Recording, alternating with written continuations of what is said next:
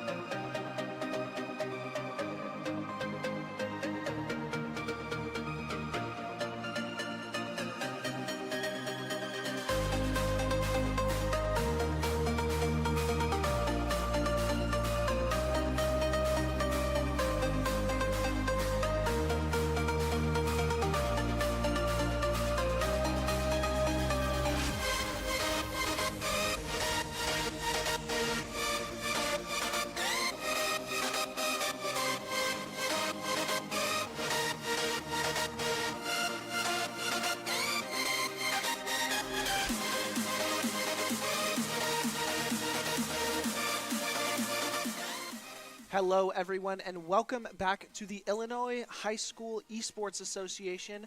And this is the 2A Grand Finals for Valorant. We will be watching Lake Zurich versus Walter Payton High School. Very excited to get this one underway. A lot of playoffs being done through these two teams, going all the way through one, maybe even two brackets to get to this point. Very exciting. My name is Garrett, and I am here with Lucas. We will be your casters for today's event, and we are incredibly excited to get it underway. Yeah, this is going to be an intense match, and these teams have fought each other before.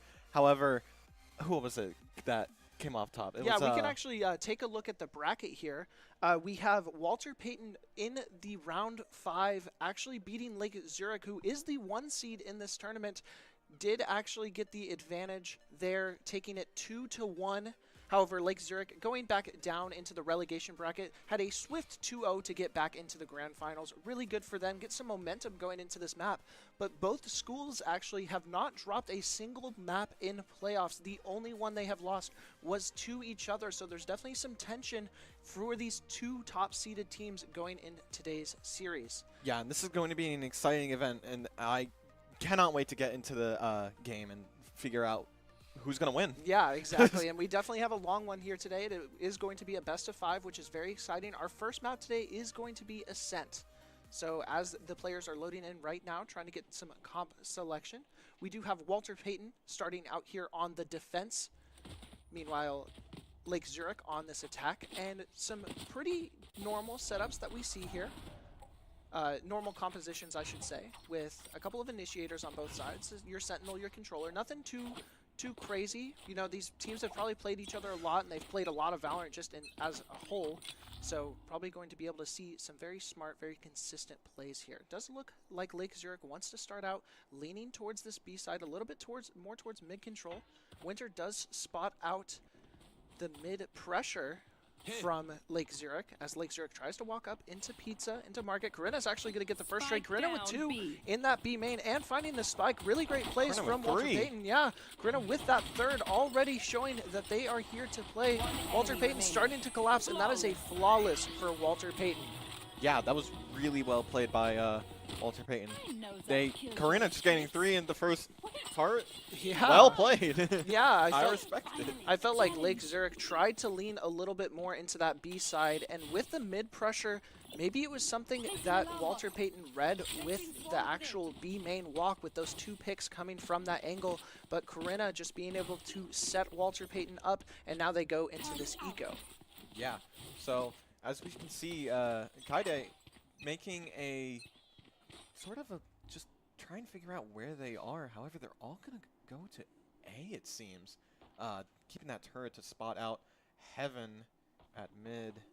Yeah, this Sentinel util really making it where Walter Payton doesn't have to pressure as much. Supercat looking for a little pick here. Crucible's actually going to get the trade and get that opening pick, something they did not have in the first round, and then the execute starts to come on the site. Winter with the headshot, even through the sun, really impressive there. Gets breach stuns though, a little pressure out, but Jaqui being able to actually get the trades, and a lot of trades coming out. Winter being able to survive in that wall, and Jaqui being able to get the picks, saving their Phoenix player. I'm gonna be honest. I thought Winter was a goner on that play. There was no way that they would have lived that, but they did. They gone through, and we're seeing a round 3 operator coming in from Supercat. Yeah, usually you see these players, when they win the first 2 rounds, they decide to do a bonus round, is what it's called, where they don't really buy up any new weapons and try and save their economy, since they're already at a disadvantage with the weapons. But Supercat here with the op, trying to flip the script on its head, keep this momentum pushing for Walter Payton. Looking for some information, sees the drone. Did the drone see them as it swings out further? Is going to get the pick onto Crucible and then reposition. A little bit of util traded. Goes back and forth. Supercat once again set up on that angle. It slowed down Lake Zurich a lot. I don't think they were expecting this operator on this round 3. But will they be expecting Finky, who has pushed up this middle to this length, trying to find someone in rotation, as it does look like Lake Zurich's going to want to rotate out of this position a little bit. And I think Walter Payton's starting to sense the lack of presence that has happened on this A, still sitting 3 people on this A side. It's, can Finky get the opportunity? Has probably heard the turret further up the middle. Not detected by it, though. Still looking for an opportunity, and so smartly playing that angle where the turret doesn't actually detect them, staying hidden in this middle, trying to play for that rotation. A rotation does come over for Walter Payton. Still 40 seconds in the round, plenty of time. Supercat was the angle that rotated. Trying to look for a second pick, and I don't know if Lake Zurich's going to be expecting this op to be here already. Trying to avoid that angle as it slowly comes happening. 23 seconds left on the clock. Lake Zurich's got to make a play if they want to be able to win the round. Probably looking to explode on site with the last second. Smokes start to get committed. Trey's back and forth. The op comes out. Missed shot. Down to 7 HP for Supercat. Trades back and forth. Big Monkey with 2 on the Sentinel. Are going to be able to get site control, though. Big Monkey trying to get to bomb, and not enough time to plant. Probably not going to be able to win the round. Looking to save some eco. Winter with the pick. Surely. Going to be able to get the plant. That's a little bit of money, but not a round win if you are Lake Zurich. Definitely, I think that operator on that A main really threw them off. Yeah, I agree. An operator round 3 is a very unexpected buy in a game like Valorant, because operators are expensive. It's the most expensive gun in the game. It costs $4,700.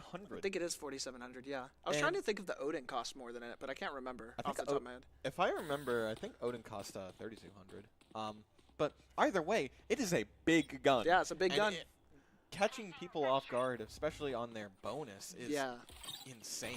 A round where you expect SMGs and you end up seeing sniper rifles, definitely not something that Lake Zurich was expecting here. Lake Zurich with another little bit of a soft buy. We're seeing a lot of stingers on the side of them, trying to look for an opportunity to get some guns back in their favor. Once again, leaning towards this A side, but having a lot more numbers advantage. Winter and Corinna are going to say no to that, though. Gemini getting a pick as well, up into Garden, getting sprayed a little bit through the smoke, able to upgrade to a Bulldog, but for the HP. Gemini finding another one onto Corinna, who had that Odin up in heaven. All of a sudden, the numbers are even. A little bit of an HP differential for Lake Zurich here. Really needs to get on the board after losing that bonus, trying to look for an opportunity. I don't think they expect Supercat here. Supercat being able to get the pick there as well. A little bit of slowdown for Lake Zurich here. Still not having a lot of guns to their name, not a lot of position either, and I'm not sure they know about this Phoenix that's wrapping up the catwalk behind them. If they don't push too fast, they're going to be shot from behind. Winter trying to clear out space, getting more information. It's letting Walter Payton understand so much. Winter's going to be able to see it and take out the last 2. Just a little too slow walking up this garden, and it's really difficult when you don't have the guns and not a lot of space on the map. You just lose those opportunities. I feel like that Lake Zurich really needs to try and get this momentum in their favor. They're playing well, they're playing very smart, but they're not taking the momentum and just running with it, which I think is a huge factor in a game like Valorant, because momentum is everything. They're right now 4-0. Their enemies have the econ advantage. They need to start hurting them badly. Yeah, having to force again because of that round 3 loss. Still got some decent picks there, but really didn't push a lot of advantage. Walter Payton preventing that a lot throughout this series so far, as the Killjoy ultimate does come down. This is a pretty standard B hit where you try and clear out the site, since this Killjoy ulti does do so much. It looks like Walter Payton's just going to try and play for your retake as Lake Zurich explodes onto site as this timer stops. The Omen Blight comes out, still waiting out, no frags on either side, but Walter Payton going to be able to get that plant down. Or sorry, Lake Zurich able to get that plant down. Finky with a pick as well. It's a lot of advantage for Lake Zurich, something we haven't seen so far in this series. Definitely a good situation for them. Winter going to run it back Phoenix ulti, trying to get some space, clear out some information. Finds Finky as well, being able to even it back up. 4v4 situation. Crucible is going to catch out Jucky on the breach flash. Big Monkey with the trade as well. 4v2, in advantage for Lake Zurich. Supercat going to be able to get a pick with the op as well. Big Monkey fighting back and forth with Winter. Time is ticking. I don't know if they have enough time even with the opportunity. Lake Zurich knows this and is just going to leave. Winter with the pick, but is going to die to Dingbat as Dingbat slowly gets away from the bomb, able to survive, and Lake Zurich gets on the board. Yeah, that was really well played. There's that momentum that I was just talking about earlier. They also got the operator from Supercat. So now, if they can just keep this advantage of this win and just at least keep hurting a bit of their econ, like sure, Walter Payton has even somewhat of a buy still. If they win this round, they could force them to have to save their credits. Yeah, definitely a must-win round for Lake Zurich there, being able to get on the board. And now, all of a sudden, if you start stringing these together, you may have a reverse of the script that was already happening. A little bit more spread of an attack for Lake Zurich here.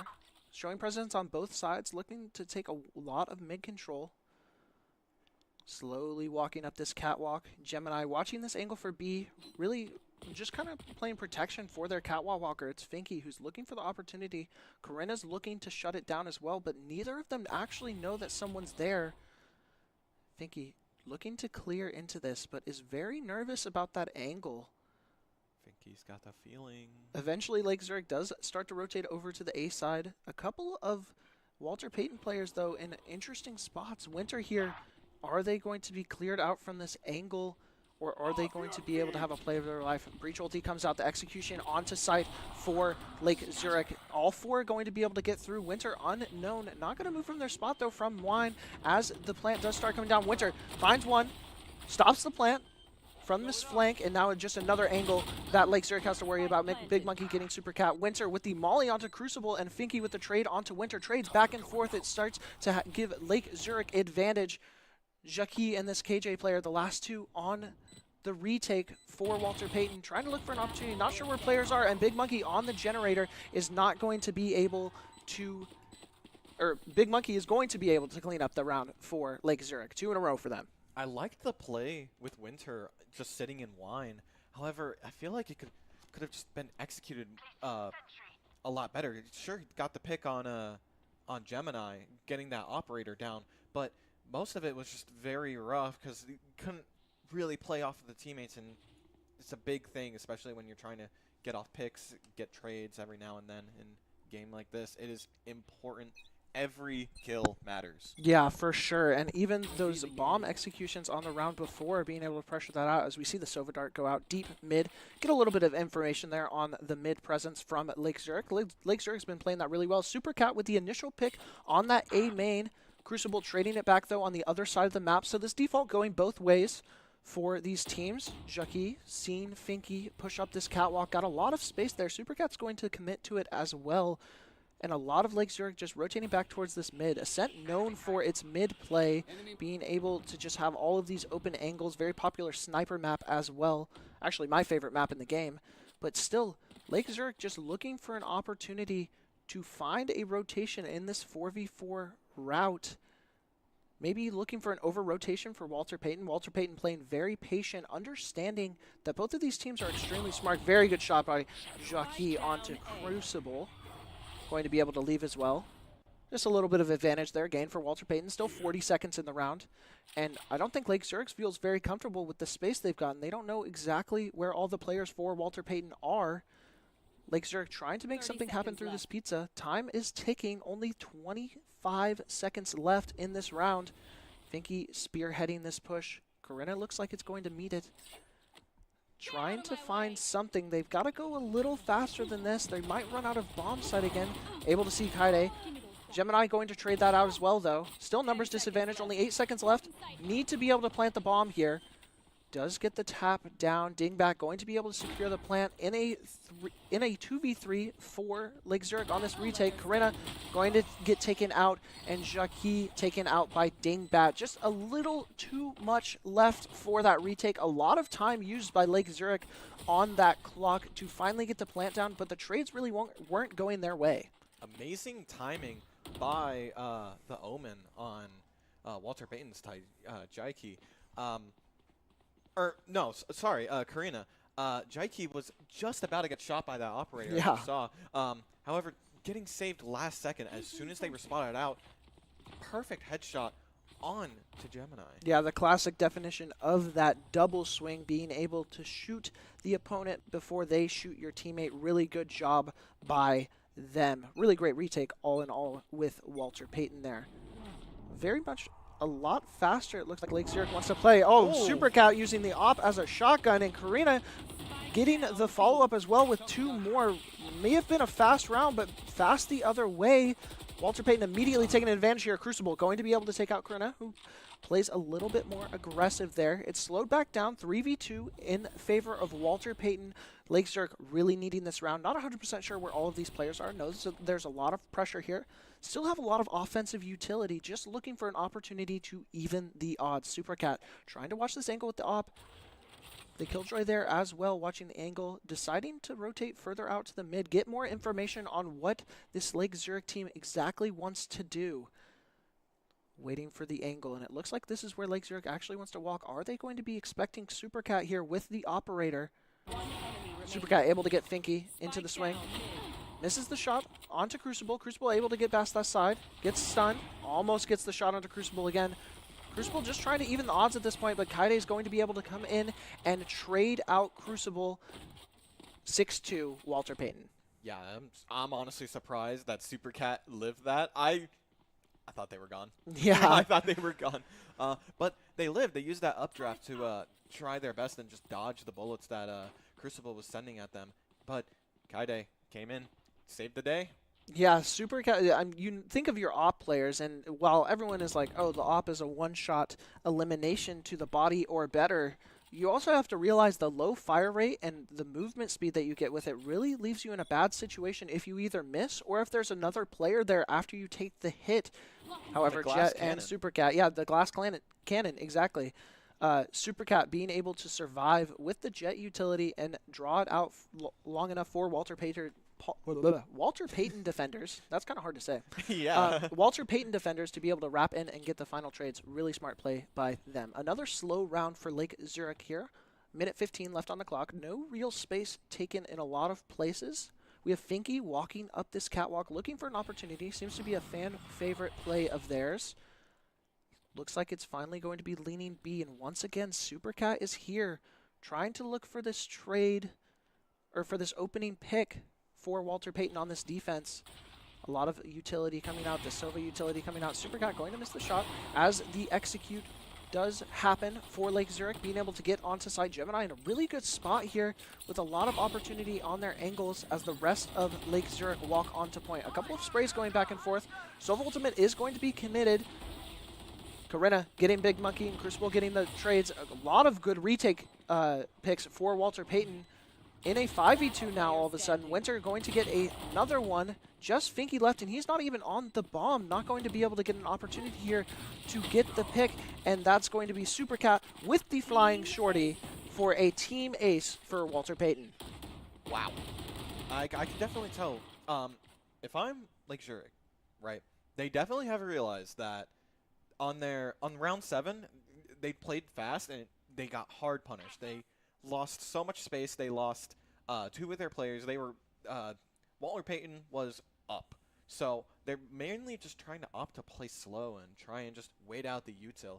But honestly, it's just really anyone's game still, because anyone can play super different. I agree, and Lake Zurich's shown their change of tempo with these fast hits as well as slow. I just think they need to try and look for more advantageous trades a little bit more, as we do see the Killjoy commit actually come out with the ultimate. Winter going to be able to get a trade onto the fly onto Dingbat from the Flash. Killjoy ultimate still going to be committed here.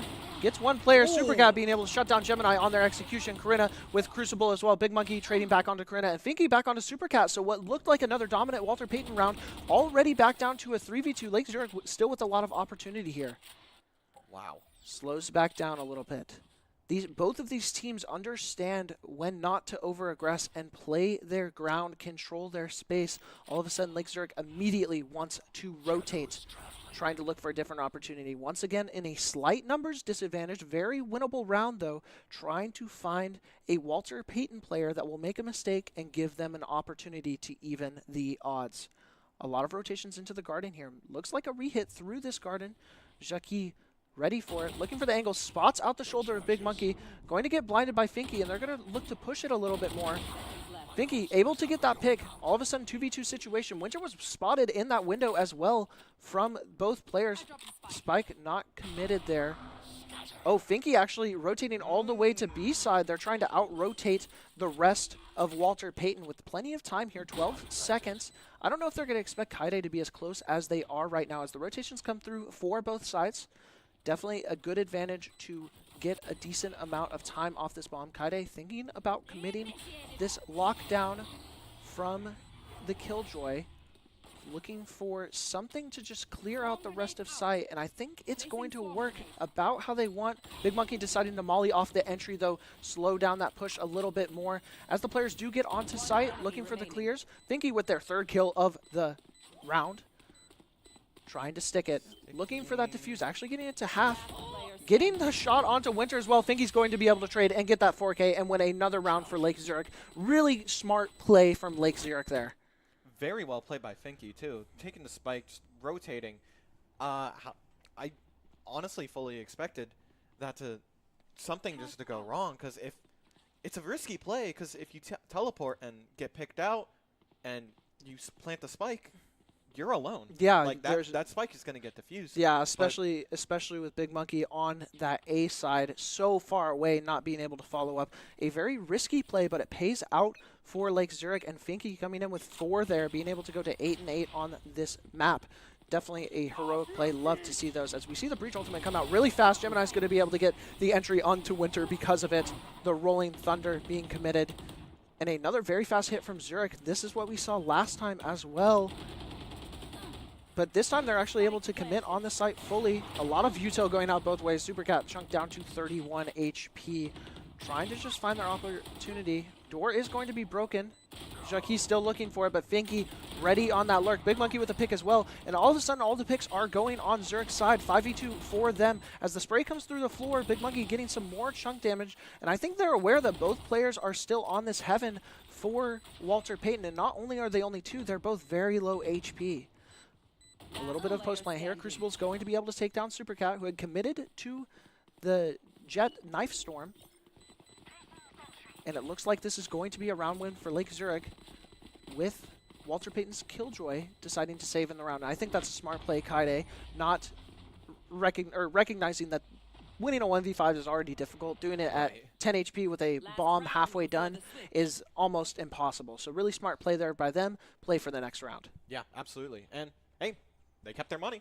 They got the operator back into the hands of Supercat, and that's, again, a big gun and an expensive gun. Yeah. So losing that would have been pretty difficult for them coming into these this last round.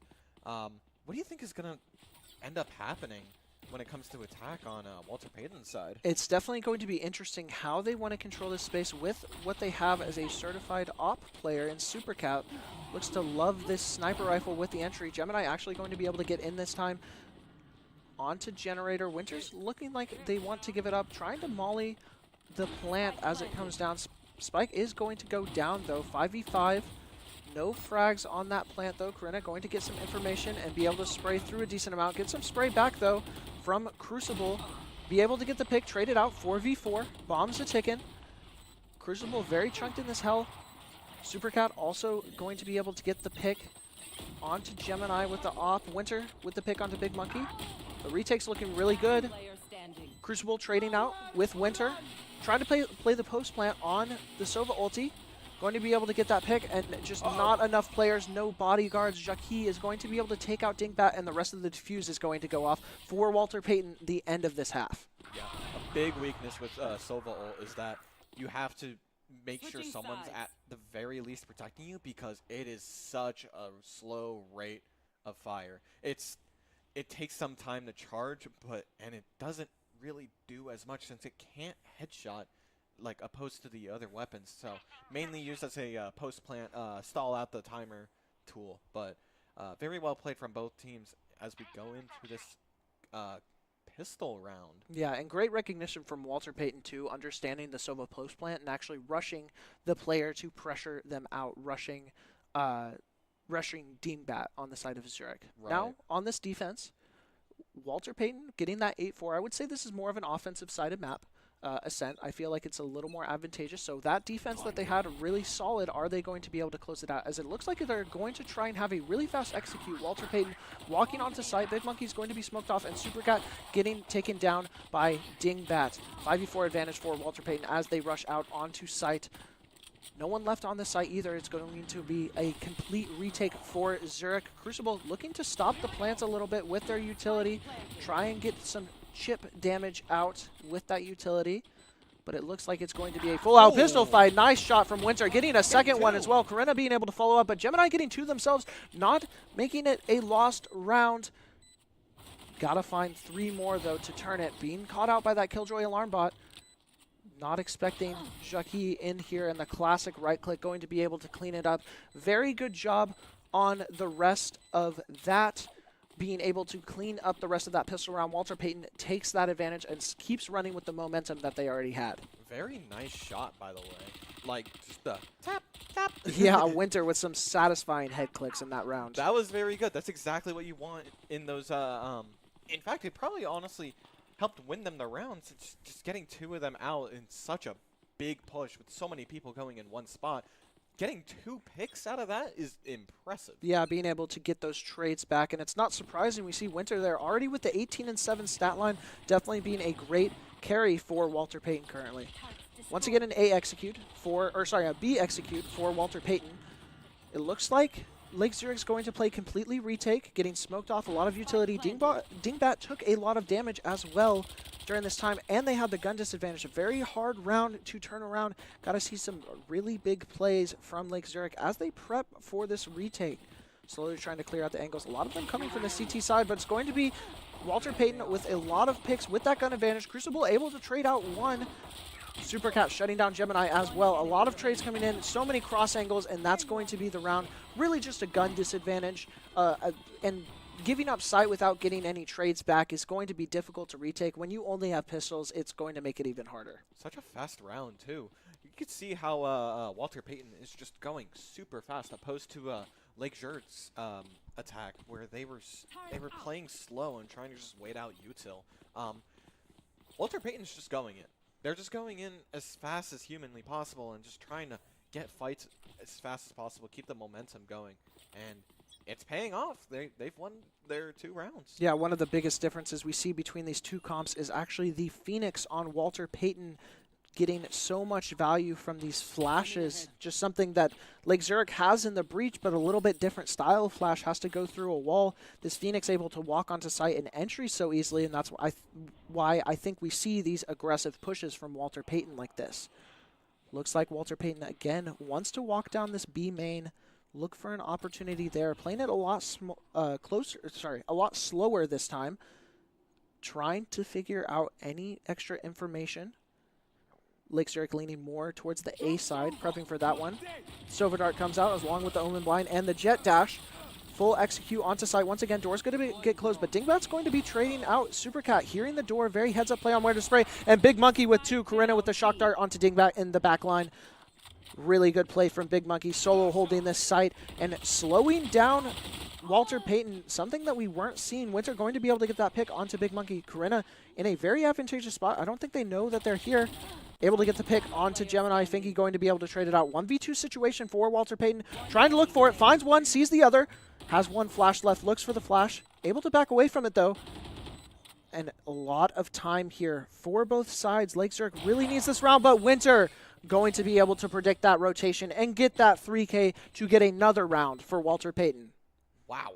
That, honestly, very well played by Winter. Getting the, initially just a 1v2, which is typically not the best situation to be in, but peeking out into both of them and getting at least one and getting the other eventually. Very well played, and we could see that Lake Zurich is going to go into a timeout, try and talk game plan, try and figure out what it is that they're doing wrong, what it is that they need to figure out, and how to get that momentum in their favor. Yeah, for sure. And even not even just get the momentum in their favor, but stop the momentum. I feel like they've had decent plays on a lot of these rounds, but then some player on Walter Payton, it's been Winter a lot recently, pops off, gets a lot more value than they necessarily should, and just keeps that momentum rolling for them. This timeout, maybe a chance to kind of assess what's going on and let those players cool down a bit. Almost like in basketball, you see it where if a player hits like 3 shots in a row, the opposing head coach calls a timeout because they're like, please stop doing that. This is kind of the similar thing, I think. Obviously, they're talking strategy. They're talking what to change. I think they should send 1 more towards the B side, try and play a little bit more defense on this, or just completely give it up like we saw on that first eco round, since there's so much util being dumped into it. However, Walter Payton is very similar of, if it isn't broke, don't fix it. Wants to lean towards this B side again. A little more split, though, with both Corinna and Supercat sitting on... Interesting bug, apparently. With Corinna and Supercat sitting on the A main here. A little bit slower. A lot slower pace for Walter Payton here. Just looking to find information. They're probably a little skeptical about what that timeout was called for. Lake Zurich probably adjusting what their strategy was and trying to figure out what it is before giving up a round and trying to get some more momentum back into it. So a lot more spread here.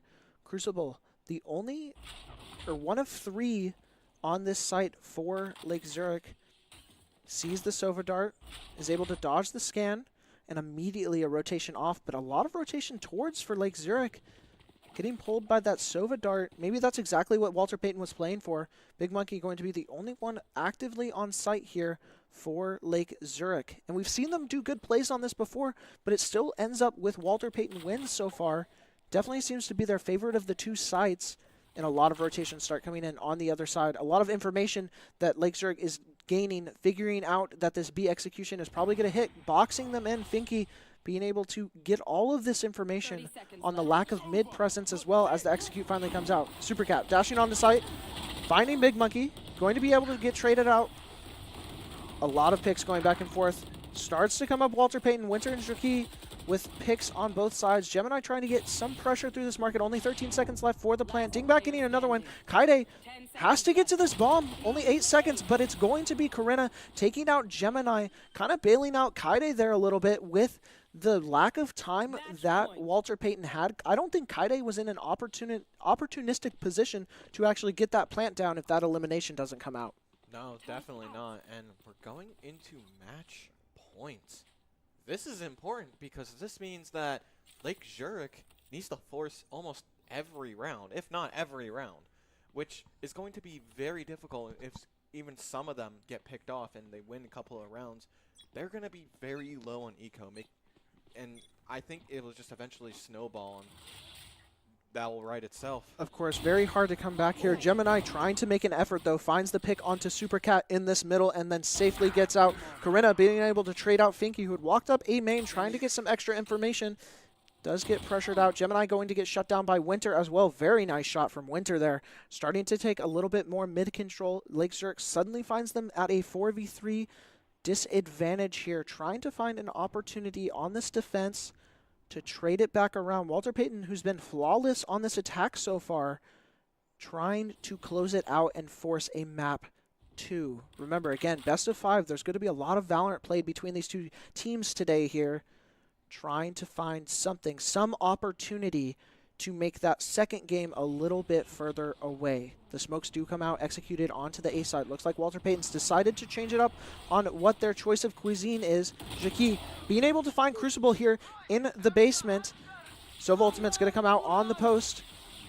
Counter Sova Ultimate as well, trying to pressure it out. Dingbat's going to find out Jackie. 2v3 for Lake Zurich. Needs this round to keep themselves alive. Dingbat coming from Heaven. And it looks like the Killjoy coming from Market. Corinna going to be able to shut down Dingbat in this Heaven and already has a read on where Big Monkey is. Great play by Corinna there to close out that map. Wow. Very well played by Corinna. Using the ultimate, even just like as a counter to the other ultimate. Very well played. Even just getting those 3 picks was just amazing. Yeah, a very heads-up play, too, on the counter Sova Ultimate, with that giant beam being able to just immediately pressure exactly where that game, or where that player is standing, and just kind of stop that retake when really Lake Zurich wants to walk onto site with the Sova Ultimate. Right. Suddenly there's another Sova Ultimate coming in, and it cancels it out, puts Lake Zurich in a really awkward spot. But still a very good round. I think 13-4 is a little wider than what the game actually suggested. A lot of those rounds going very close, only one player on either side. I definitely think Lake Zurich can turn this back around. Absolutely. They've won maps against Walter Payton before as well, and they come in as the 1 seed. Walter Payton actually the 2 seed. So we'll have to see exactly how this one folds out, but we will be right back in just a moment.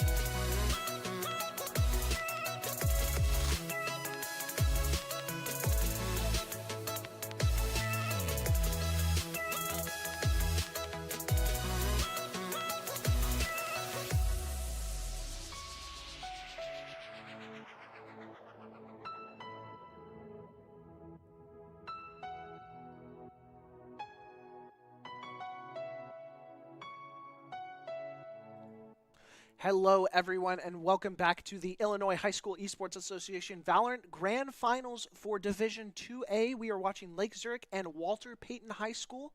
We are in Game 2. Walter Payton winning that first game 13-4 on Ascent. Now we are going to Abyss for Game 2. This is a fun map. The ledge, it is here. Yeah, it is one of the maps of all time in Valorant. I have not played this map a whole lot, so callouts might be a little shaky. But hey, maybe this is exactly what Lake Zurich needs to try and get this Game 2 win, falling down in that first Game 2. Walter Payton having a really dominant attack. Walter Payton did, not losing a single round on their attack once halftime swapped. Winning 5 straight to be able to close out that map 1. As we are looking at compositions here, some notable things on both sides. Lake Zurich with the double controller composition of Omen and Astra, actually running no Sentinel, which is an interesting decision. So a little bit more of site control, but not as much of lane control. Meanwhile, on the side for Walter Payton, a very similar comp to what we saw, actually rocking the Cypher this time, and the Gecko. Yeah, pretty standard comp for their side. Get to see some Clove as well. Definitely some swaps on both sides. So you can tell both of these teams, even with the way Game 1 went, there are adjustments on both sides. Not just the people, not just Lake Zurich who ended up dropping map 1, but also Walter Payton who's trying to adjust to this map 2. Yeah, this is going to be an interesting comp because right now, as we can see, Lake Zurich is going to start attacking. And I feel like this, I want to say this map is more attacker side, but I don't know. I haven't played this map a whole lot. It's the newest map in the game besides the TDM maps. So it's hard to really say like what this map is at the moment, but either way, I'm excited because I feel like Lake Zurich is going to go for a more attack-sided comp.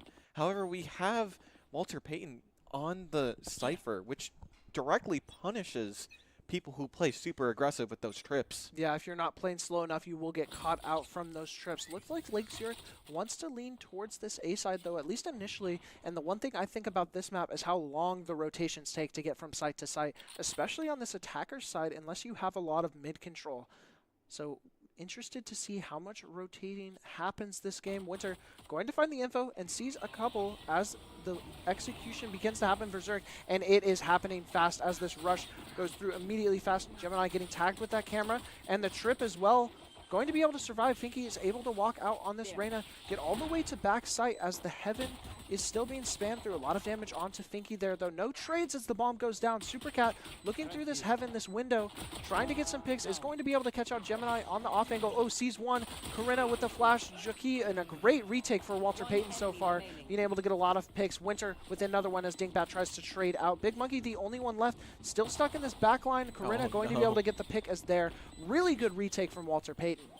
Yeah, I think that if I'm Lake Zurich, I wouldn't use as much util. There was a lot of util that was used just to push into site, which, don't get me wrong, it doesn't hurt to use a lot of util to get into site. Getting space is super important in a game like Valorant, but they didn't have the util to maintain that space, and they were out-utiled by Walter Payton, and they just lost the space and eventually lost the round. Yeah, it's also very interesting to just look at A site as a whole, and there is a hole on the side that attacker side would prefer. So even that space that you do buy with all of your abilities, half of it you can't even stand on, otherwise you'll plummet. So kind of interesting to see how far they're allowed to push into that site, if they can take further into the enemy spawn, especially if they try and util dump like they did in the first round.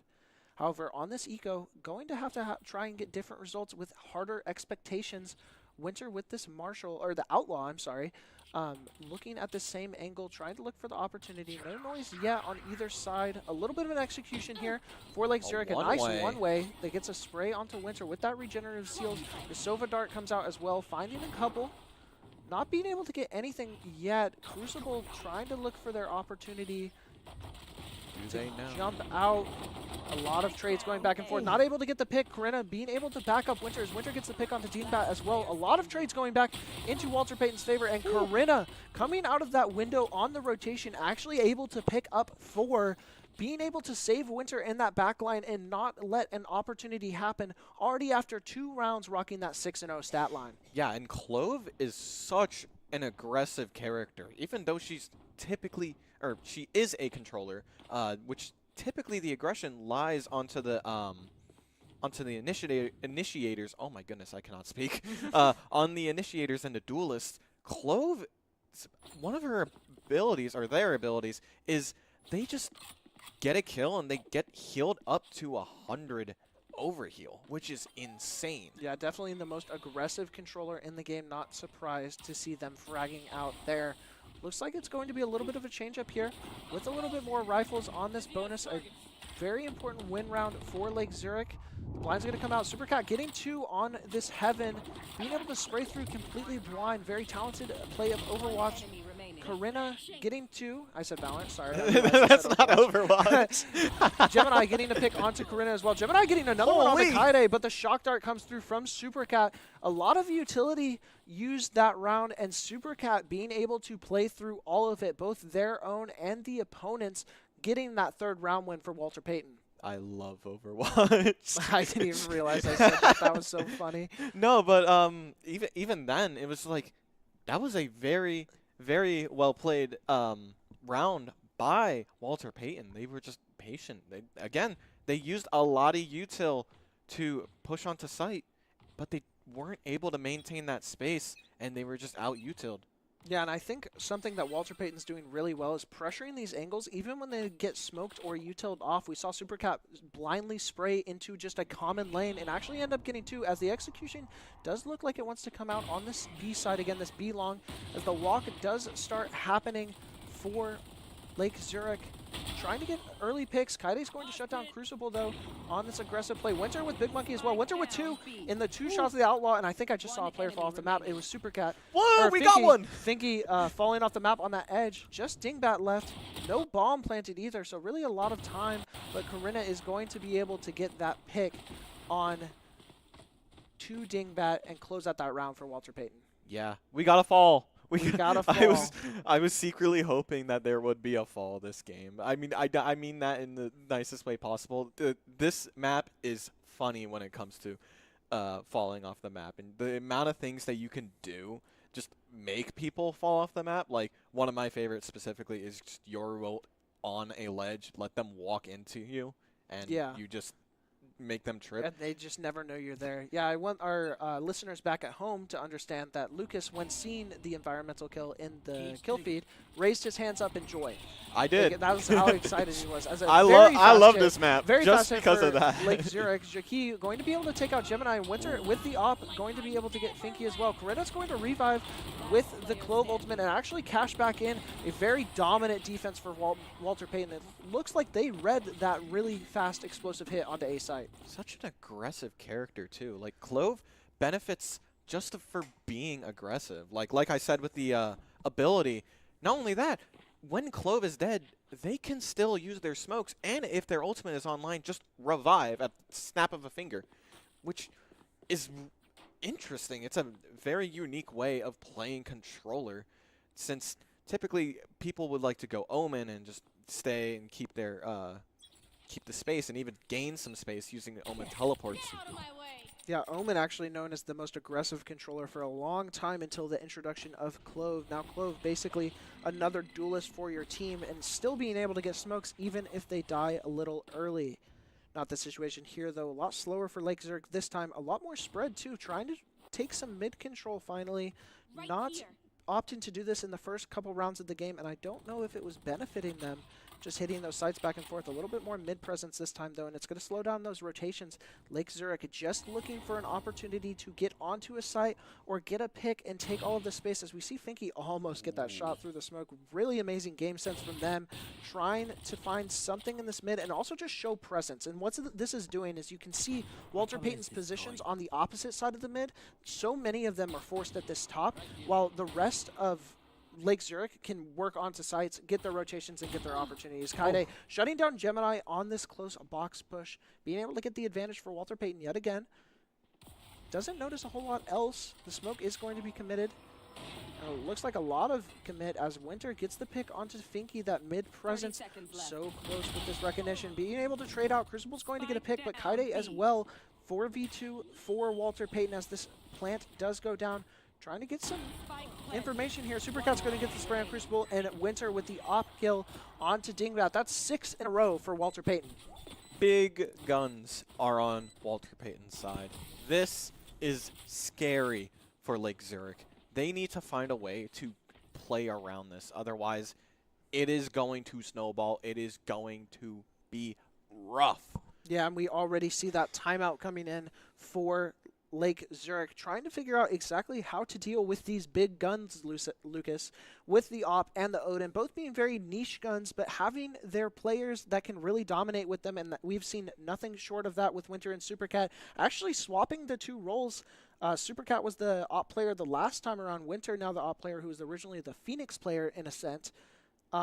Being able to rotate roles like that, especially in a team environment, is really strong for those players. Being able to get those opportunities to try out the different roles and understand the different roles gives you a lot of respect for those, like, for your consistent teammates that play those roles. So you can have your Sovas that talk to each other and talk about lineups, how to play post plant, and they just understand the game of Valorant more. Really smart, cool thing to see from Walter Payton. Absolutely, and having that diversity and that willingness to adapt to even just play with different guns, play with different characters, it's a valuable skill to have in a game like Valorant, because if you just stay as one character, it's going to get rough.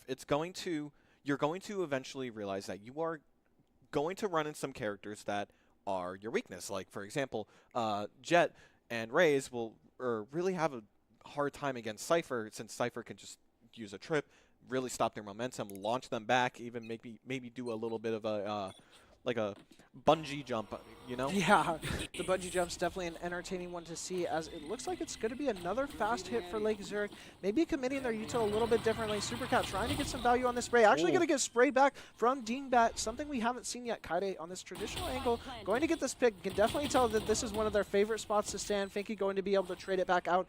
4v3 in the side of Lake Zurich. Apparently that timeout's working so far. Finky trying to look for another pick here. Already got one. Looking for a second to really open this one up wide. Not 100% sure where the players will be. Not expecting Jackie to be in that angle. Really smart play. Jackie getting another one and a third.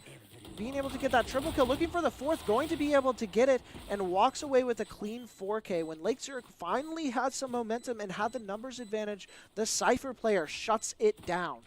Wow, this is looking rough. They have tried... Lake Zurich has tried playing decently fast, as we saw this round here.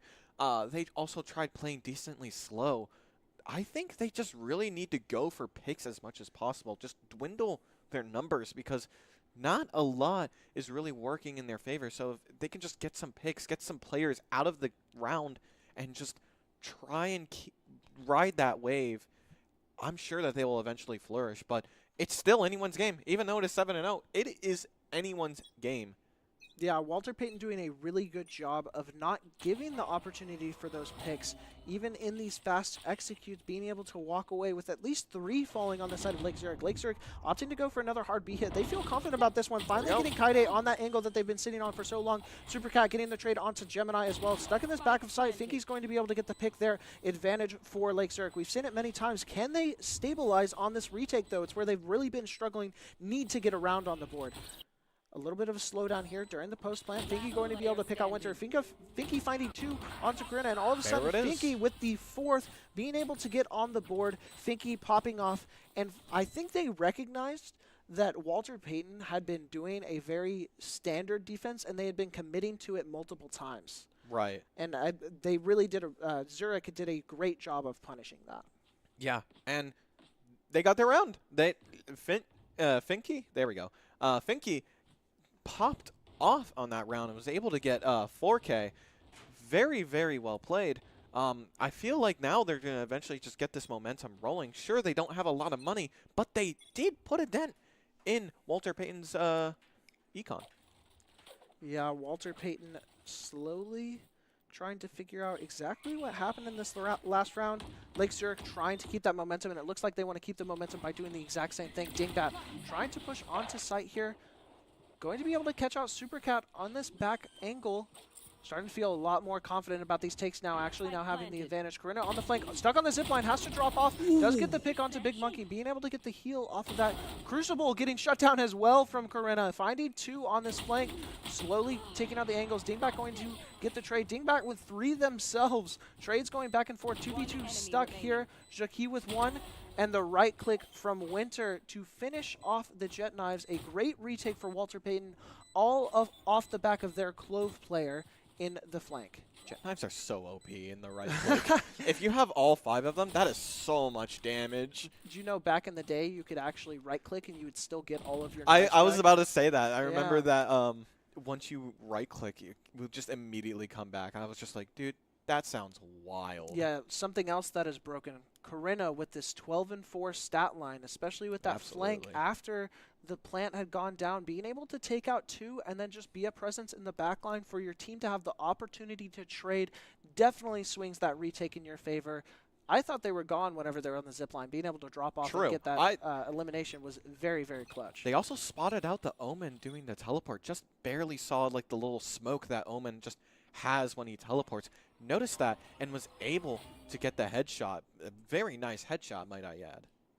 Yeah, a little bit slower this time for Zurich, trying to stay 1 step ahead. Did want to do these fast B hits and have slowed it down suddenly. A lot of star presence here, though, so it's still going to be known for Walter Payton where this execute is going to go. Gemini trying to look for the opening pick, is going to get caught out by a dart, almost getting sprayed through. Supercat having the wisdom, just not the commitment. Still looking for some plays. Corinna and Gemini are going to be able to trade out a little bit. Gecko Flash coming out. Kaide trying to look for an opportunity. Supercat getting shut down on this angle too. And the flank comes through from Finky, being able to walk all the way up the middle. Crucible as well, getting so much space. And all that is left is Winter. A play that was not expected was the mid collapse. I think it's a really smart play from Lake Zurich, trying to take more than 1 angle. But they hadn't done it a lot. Definitely not expected for Walter Payton. Winter being able to find the pick with the op. But Dingbat immediately training it out, getting Lake Zurich their 2nd point of the half. I did notice that even though Lake Zurich doesn't have any Sentinel, they eventually cleared enough angles. They're playing aggressive to the point where they can clear enough angles to eventually deduce that, like, hey, the last player's in our spawn. They're trying to just flank. All we need to do is just look at them. We got them. Not a problem. Yeah, being able to get that 2nd round win, maybe even a 3rd or a 4th before we flip sides here. Just anything that they can get before this half, really important for Lake Zurich to make this more of a winnable game and not have to go to match point. Once again, liking this B side. I think they've realized that the Cypher setup is on the A side and just decided to commit this way. It feels like a better opportunity for them. That Silver Dart is getting shut down. Supercat taking a lot of damage on that little poke phase. Big Monkey going to be able to get the execution. Reading the default play, really smart play from Supercat here, preventing the plant as Corinna tries to swing in a little bit, listening for info. Really smart play from them, using map advantage. Winter going to be able to shut down Gemini right there. And the retake is on for Walter Payton. Not losing any players. Winter going to get a 2nd pick. Kaide with the 3rd. Only 2 left standing. Make that 1 for Lake Zurich. Walter Payton is now going to start going hunting. Not 100% sure where Finky for Lake Zurich is.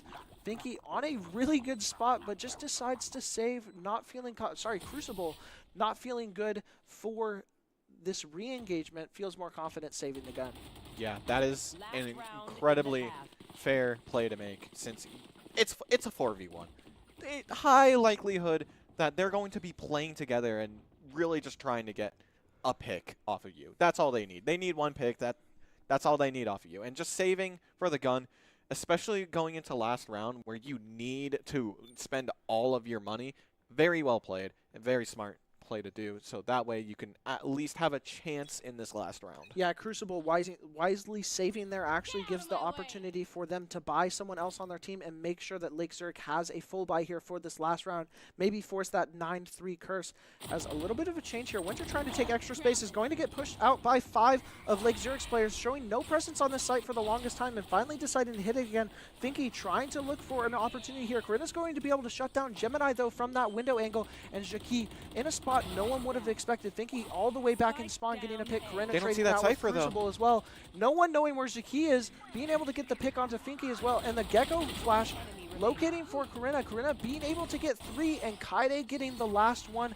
Another great defense for Walter Payton, preventing the spike plant, as well as the Cypher being able to hide on site with Jackie. Sorry about that. Jackie hiding on site and being able to get a pick and throw that entire take out of whack. Yeah, and Crucible typically smoking there just to create a one-way, since people tend to like to hold that spot, and getting a one-way and just maybe getting a free pick. But we also have seen Crucible in the past teleport, so Jackie sitting up in that smoke was a very well played. Easily could have changed that one-way into just a pick opportunity for Walter Payton, and it seems to have really paid out, since not only did the smoke go on him, he used a Cypher cage to conceal himself even more, so that way he was just not able to be seen. Yeah, Walter Payton doing a really good job of having these locked in plays.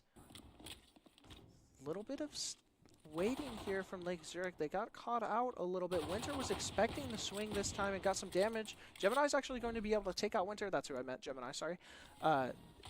Gemini being able to take out Winter here, and a lot of damage coming out on the side of Lake Zurich on this defense originally. A little bit of a struggle on trying to get space, and there's been so much space taken on the opposite side. They can't really rotate out. With how far Lake Zurich has wrapped into their spawn, they will know. So everyone is aware of where all the players for Walter Payton are. Can they get anything to execute? The Omen Flash comes out. Crucible only at half HP here.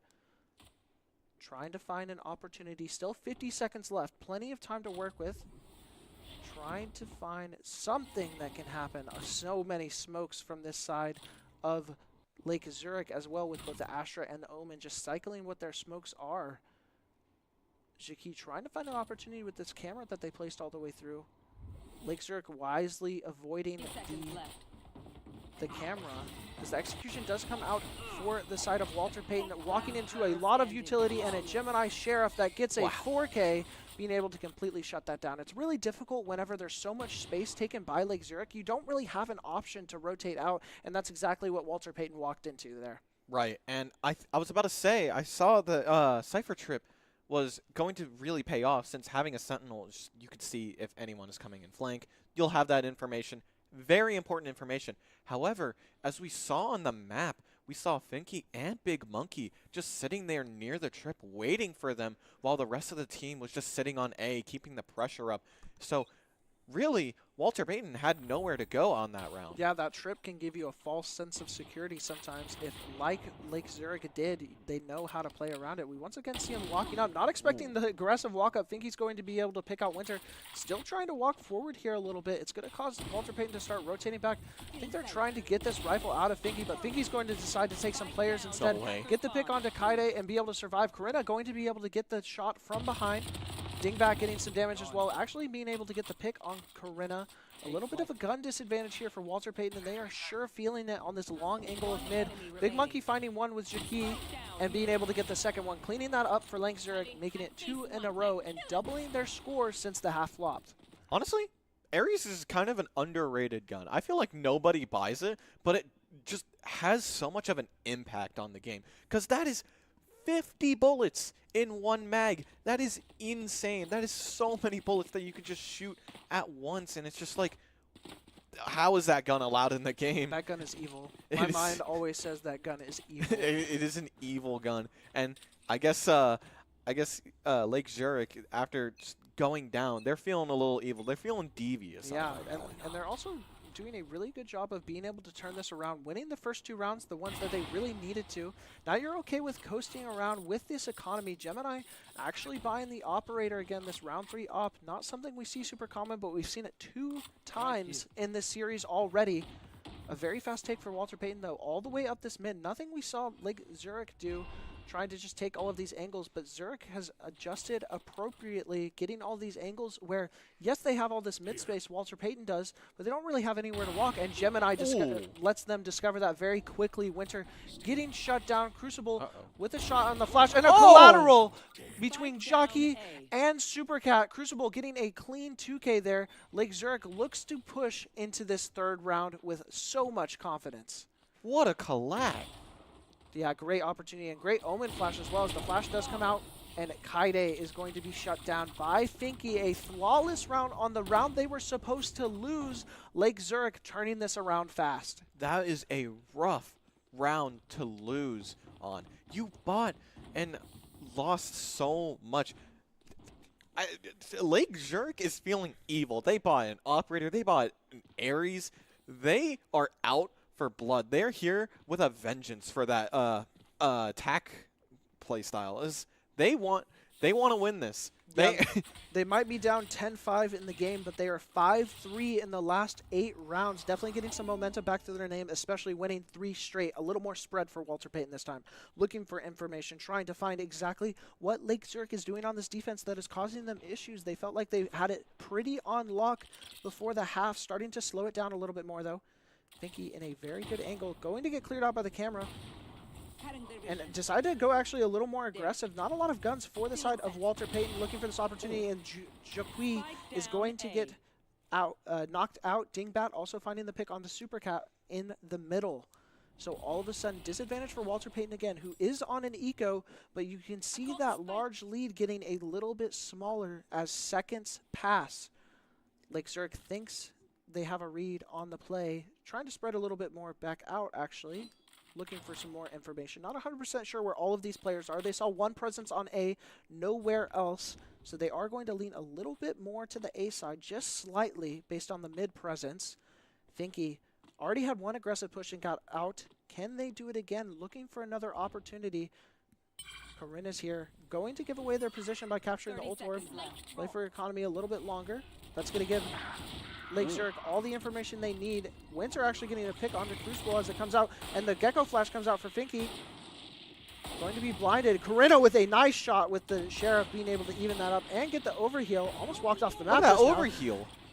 Yeah, a really big swing play and getting a rifle here. A huge swing play for Corinna being able to walk on here.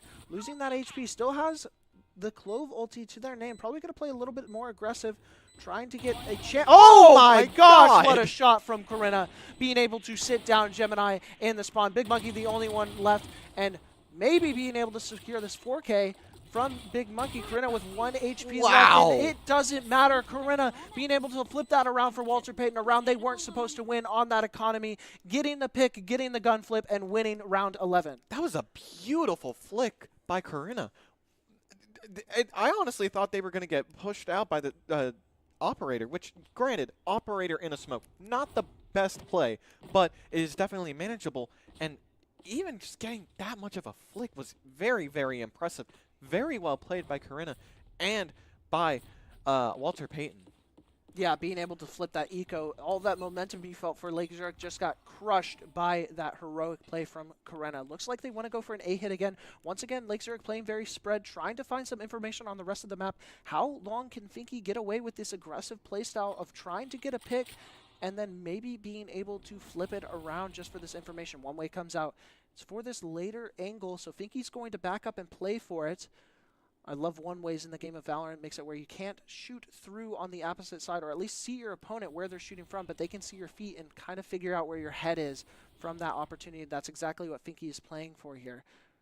Meanwhile, the side of Walter Payton trying to wait this out, looking for an opportunity. Looks like they want to commit the Sova drone to walk onto site here, kind of get some information, and Finky will be in a really bad spot if this drone finds them, especially with the Gecko Flash, and gets gunned down by Winter along with 4 other members. The execute is on. Crucible still on this live wedge. Getting picked out by Winter, though, going to make it a big disadvantage for Lake Zurich on this retake. Still trying to get the bomb down, not quite planted. Jaqui's going to be able to do that. Corinna clearing out a lot of space and recognizes the op is back there too. Gemini getting a pick there. Supercat trading it back. 4v2 Walter Payton. Big Monkey in this window. Made some noise going up. Gemini's going to be able to get the pick there. And a little bit of aggression there. I don't know if they were expecting the Supercat's going to be able to get the pick onto Big Monkey. Gemini with the only one left, trying to make a play, not able to with that operator in their hands. Jaqui getting the last pick and forcing another match point for Walter Payton. This is going to be a rough round for Lake Zurich because both look at the ultimate charges on Walter Payton's team. 6 out of 7 for Cypher ulti. Just need to get a kill, and then bam, you're going to know where everyone is. Super Cat for the post plant, and Corinna and Winter Winter with the aggressive play with the jet knives, and Karina with just the innate extra life. This is looking rough for Lake Zurich. Yeah, Lake Zurich going to need to make another really big play to be able to get back into the swing of this, especially with the economy. But Crucible is going to do exactly that. What? Going all over for Lake Zurich. Only one left for Walter Payton. It's Karina, who had the heroic play before, but not going to be able to do it again. And just as we were saying that it's looking grim, Lake Zurich shuts us up and is able to get that 6th match point on the board. Understood. I apologize. I I did not recognize apologize. your game. Yeah, I was about to say that. Wow, very well played by Crucible. Nice picks, getting literally everyone, shutting that push down. Do you think that they pushed too fast on the side of Walter Payton? I think they were feeling very confident in how this game has gone. I mean, obviously, you get a 6 or a 7 round lead at that time. You're feeling very good about it, and maybe just kind of slept walk in. Crucible being able to catch a couple out with that Omen Flash and get those secured kills, as it looks like that's going to be the same opportunity here as the blind does come out. Catches a couple on this side, is going to get 2 again. Once again, Zurich coming up with a lot of trades and not going the other way. Karina going to be able to get 2 back, though, make it a little bit more winnable for Walter Payton, who's trying to close out this match point. Karina with 2 already. Looks for Gemini, saw them cross, looking for the opportunity, gets a lot of damage down, is going to pop the ultimate. Not really a great situation, though, to be able to actually get out of the ultimate, get out of that animation, and it's going to be another win for Lake Zurich. Yeah. Big thing about Clove Ultimate is that you need to make sure of a couple things. You need to make sure the enemy is not going to be just on you the entire time, because if the enemy is on you 24/7, you're not going to really get out, and it's going to be a huge waste, especially with the ultimate being an 8 ult charge. It is going to be a massive waste of an ultimate. So you need to make sure, because that ultimate has so much potential, you can just have people clear out because they don't want to give you the extra life. So it is very important to play that ultimate carefully, even if you know it's not a good idea. Yeah, Walter Payton looking to take this middle now. Feels a little more confident going to a different side. They've been shut down on A 2 rounds in a row. Gemini with this op too. They were kind of prepping for the A, it looks like, a little bit. But Walter Payton still a little more spread, a little more mid-control. Not taking a lot of space anywhere. Karina being able to shut down Crucible, though, who had gotten a lot of picks in these last couple rounds and take a lot of space as well. Gemini going to be able to trade it back out with that operator. Try and clear it out. Supercat getting knocked down as well from Gemini 2 with the op. Kaide being able to get the stinger onto Finky.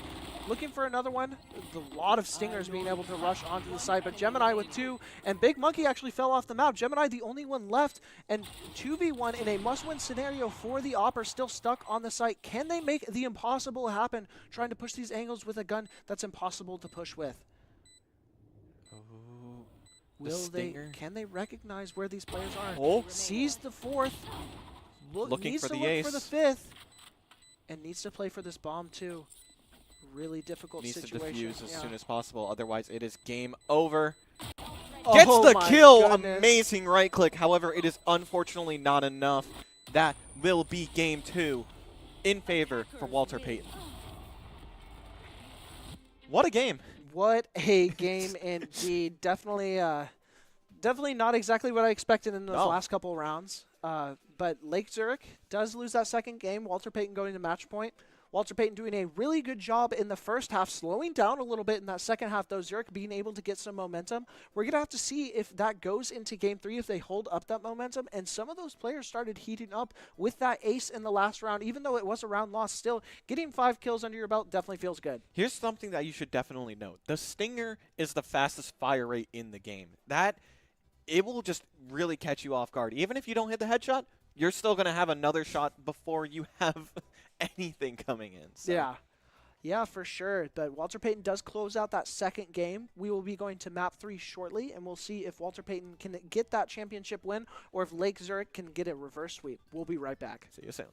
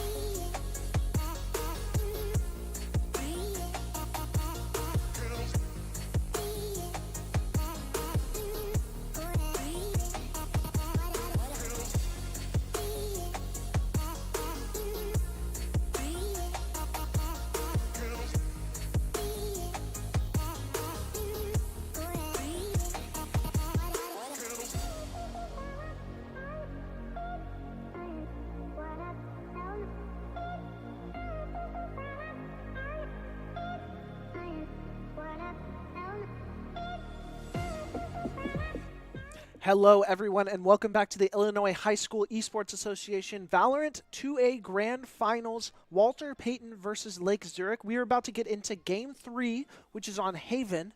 If you are just now tuning in, Walter Payton won Game 1 and Game 2, so this is match point for them. If they win this, they win the championship. This is going to be a very interesting game. I'm surprised Walter Payton came in from the losers bracket, if I remember. Walter Payton came in as the 2 seed into the tournament. Lake Zurich the 1 seed, but Walter Payton actually knocked them down into the relegation bracket where Lake Zurich convincingly got back into the finals to be back here. But Walter Payton still showing why they were the winner of the winner's bracket and in this grand finals. Yeah, and I'm expecting a reverse sweep from Lake Zurich, but in the end, it's going to be just whatever happens, happens. Whatever ends up being the game, it's just the game. You know? Sometimes you'll have some games where it's rough. For sure, and I don't think either of these games have really been rough for Lake Zurich, being able to get a lot of good plays, getting closer that last round, winning or losing 13-7, but not like that 13-4. So definitely making some progress in that way, trying to get a little bit closer step by step.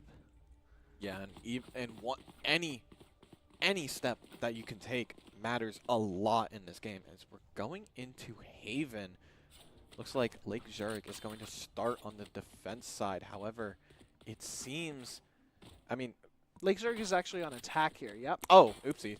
Yep. No, you're good. We did have that backwards at the beginning, but we are all good now. Lake Zurich on the attack here, and Walter Payton on the defense. Haven known as a more attack-sided map naturally because of those 3 points. Yeah, it really also depends what site they take, because C site is more defense-sided, especially with the Cypher set up on C. There are nasty setups that you can do on Cypher on C. Yeah, it looks like they're actually playing to that side too. Supercat going to be playing this A-long, trying to get some information. Actually takes a duel with Gemini and gets shut down. Lake Zurich with the opening pick onto this A-long. A lot of utility coming out from both sides as the gun trades go back and forth. Crucible and Karina trading out. Juki with another one, Gemini with another one, and Dingbat being able to swing out onto Juki, who was covering a different angle, wasn't ready for that to happen. 3v1 Lake Zurich with only 1 player remaining on this Walter Payton side. It's Kaide on the Cypher, who had to rotate all the way from the C side, didn't quite get there, waiting out this Viper Orb, and it is a 1v3, but not a lot of HP left. Dingbat, though, being able to stack up on that angle as their jet cleared, getting that last pick. Lake Zurich starting off 1-0. What a fast play by Lake Zurich, too. They're coming back. They want this, and they're going to do whatever it takes to get this win no matter what. I am noticing a Viper play, which Viper is not typically played a whole lot on Haven, which is interesting, especially with the other controller being Omen. So I'm very curious. They're opting just to go for a more control the map type of play. Yeah, so we'll see how this pays off. A lot of kind of niche picks here. I saw the Brimstone as well on the other side for Walter Payton. Not super common due to the non-rechargeable smokes. Supercat looking for a pick here. Crucible is going to be able to catch out Supercat, though, trying to play against that wall, using that Viper wall to perfection. As the A hit comes again, once again, not a good gun situation for the side of Walter Payton. Losing that first round, it's going to be a good plant for Lake Zurich as they get set up, ready for this post plant. And Walter Payton tries to make something happen during this retake. Yeah, we see Engage going off. Finky getting to Karina, Dingbat on Jauki. This is a lot.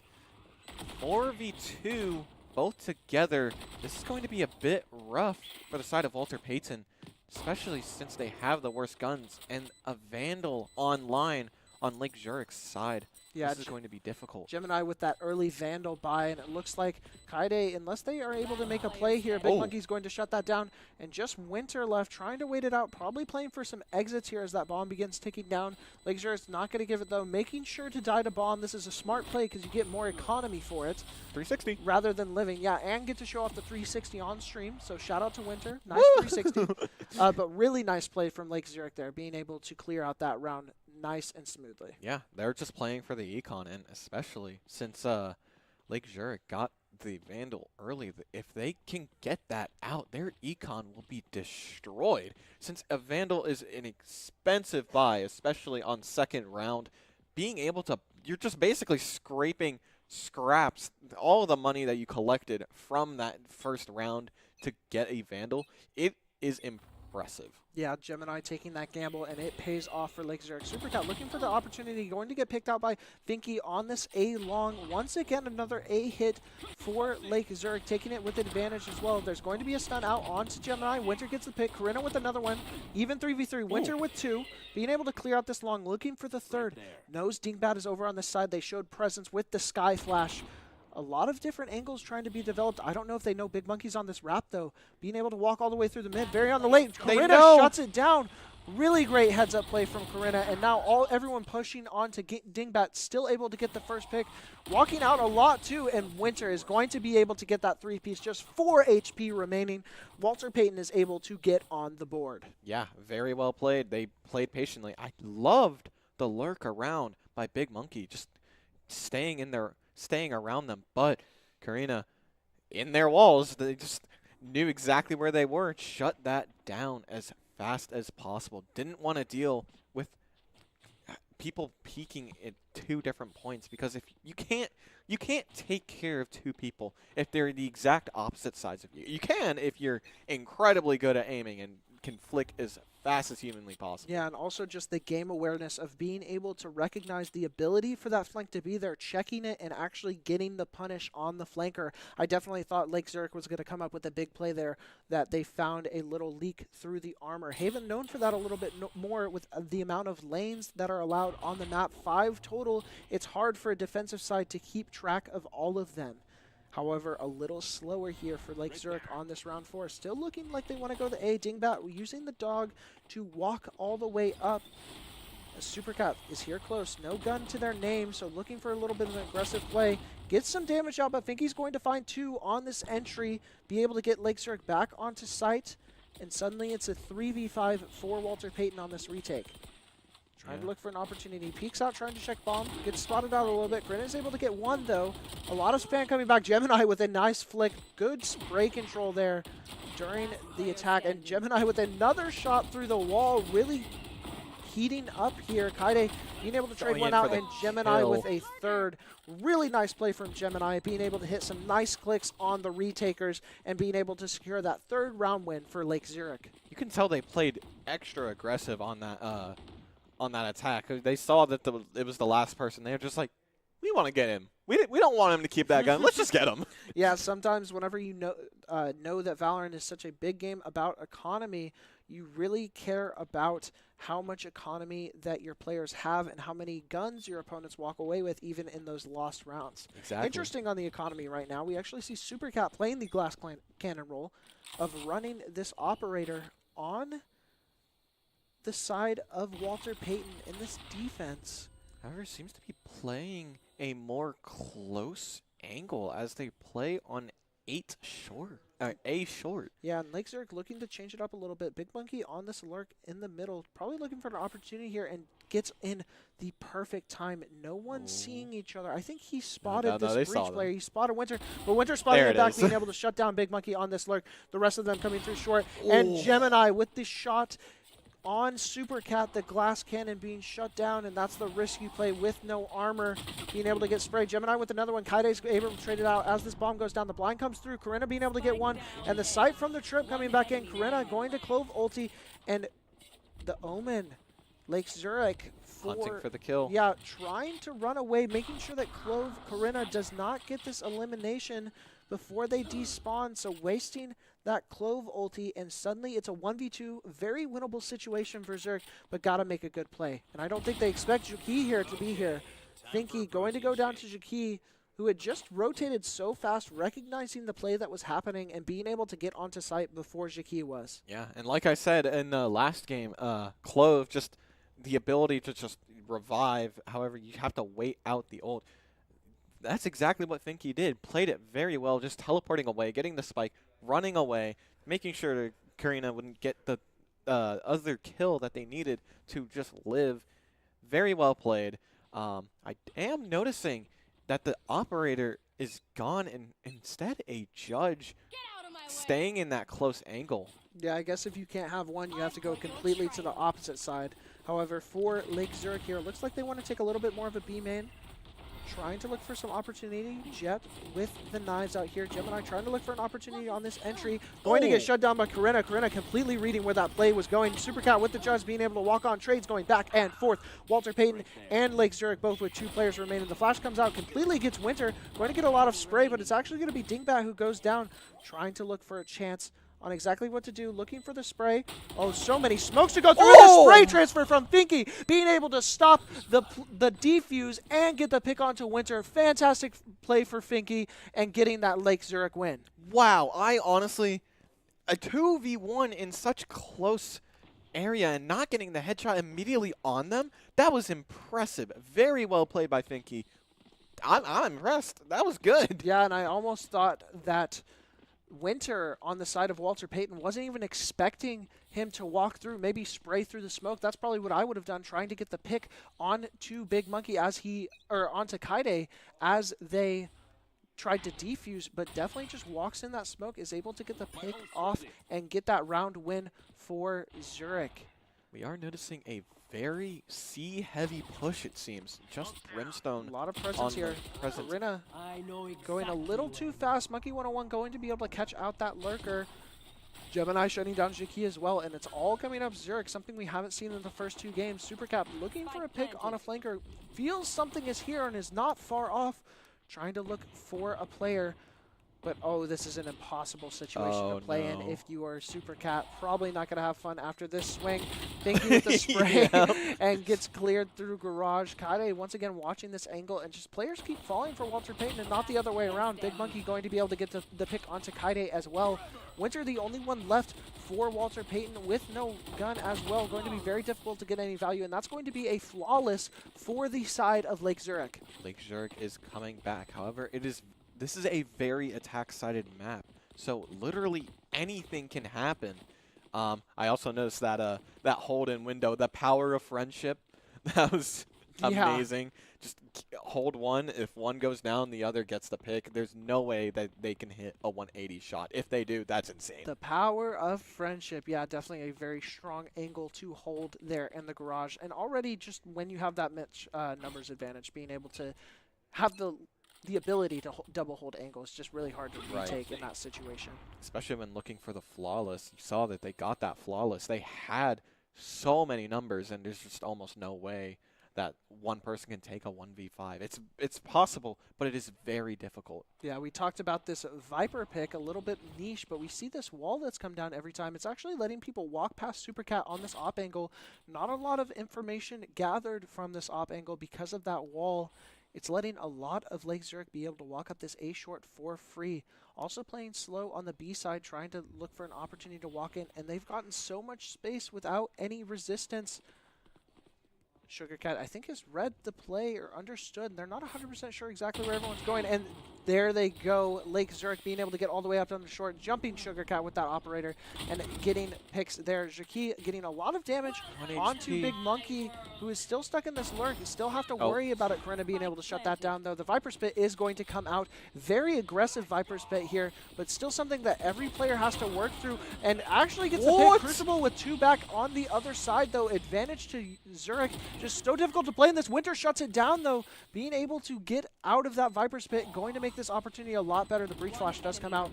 Finky with the pick into short, and Dingbat, who has been in the close corner the whole time, getting that last pick for Lake Zurich. Lake Zurich, who has lost the first 2 games, coming out swinging in this must-win round. Might I mention, the Viper Pit into the Rolling Thunder, into the headshotting too while stunned. That was insane. Very well played by Crucible. I honestly thought that the Viper Pit will go down, making the situation a lot more rough for the side of Lake Zurich, but they came through. Even if the Viper Pit was down, they were able to play around it and keep one person being Dingbat in the corner and just eventually closing the round out.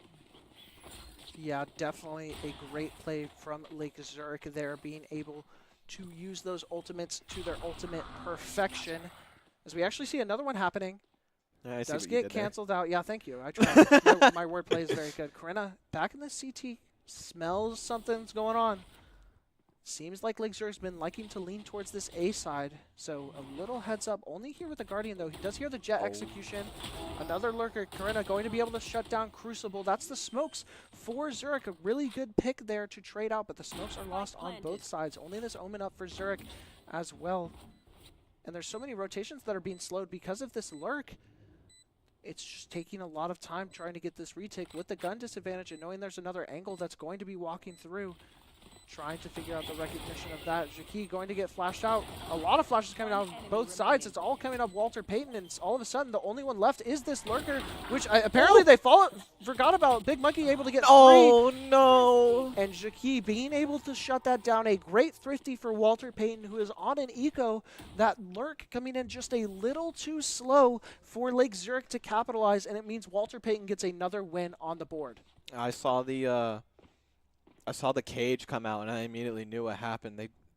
The cage is just something you use instantly, and it will just immediately make it so you cannot shoot. I saw a world where Big Monkey was able to get that kill and maybe even win the round, but even just throwing that cage, it just ruined that opportunity. Yeah, but either way, I'm very really well worried played. that was a panic fat finger. Not Yeah. knowing exactly what was going on, and getting stuck in that animation, not being able to fire back gives way too much opportunity to your opponent. Already a hard situation, making it winnable, commendable enough.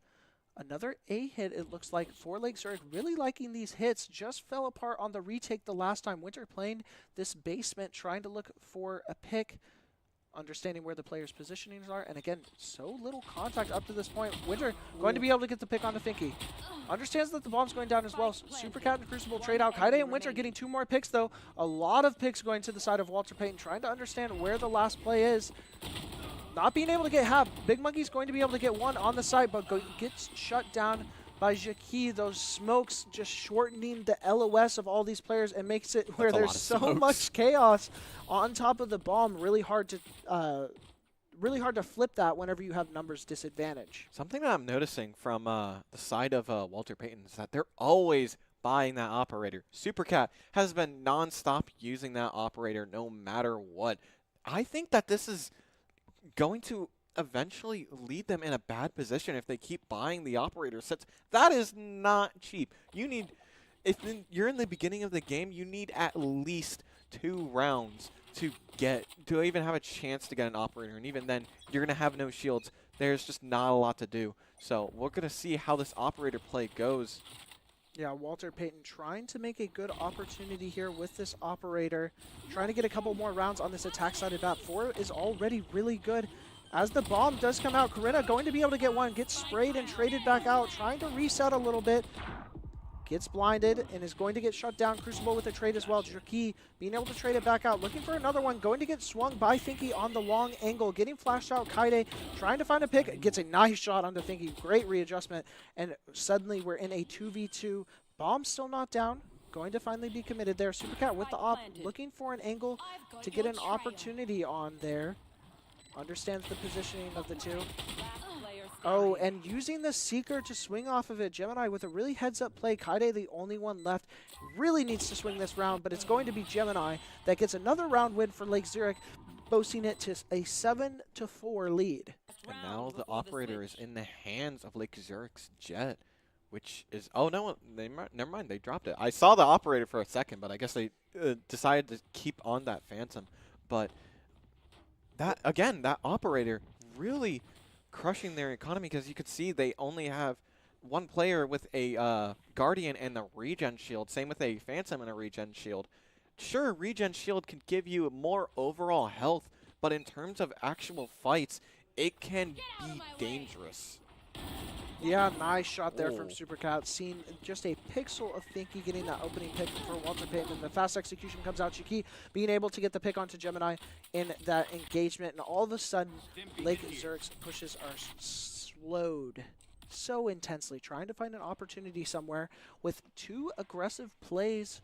1 from each team, and both ending up Walter Payton, as Big Monkey does get an entry frag on to Karina. Dingbat getting a pick onto Supercat. All of a sudden, the odds are even. Very good chance for Lake Zurich to turn this one around, especially with the Cypher ultimate coming out, giving the locations of everyone. Really going to have a good opportunity here. And your knife is out. Both knives are out. Being able to see one another in this garage, getting flashed out. Jaki going to have to slow down, and Dingbat just leaving as the Breach ultimate's committed as well. Crucible getting a pick onto Kaide. And the Viper's Pit is going to be committed. On top of that, the flash coming out, the Skyhawk, as Dingbat trying to play a little longer. Nice spray from Winter, just guessing on the rotation. Being able to make this a 2v1, but that Viper's Pit and bomb is ticking. Not a lot of HP for either. Winter being able to shut that down, though.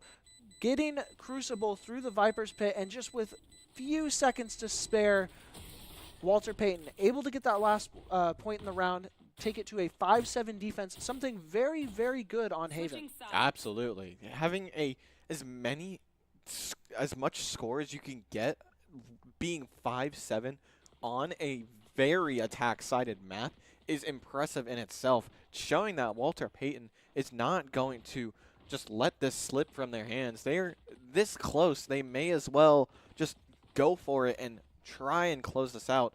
But you can tell that Lake Zurich is wanting to keep the momentum. They do have Viper, and that Viper Pit could be the defensive edge that they have over Walter Payton, but only time will tell. We'll have to see how this other half goes.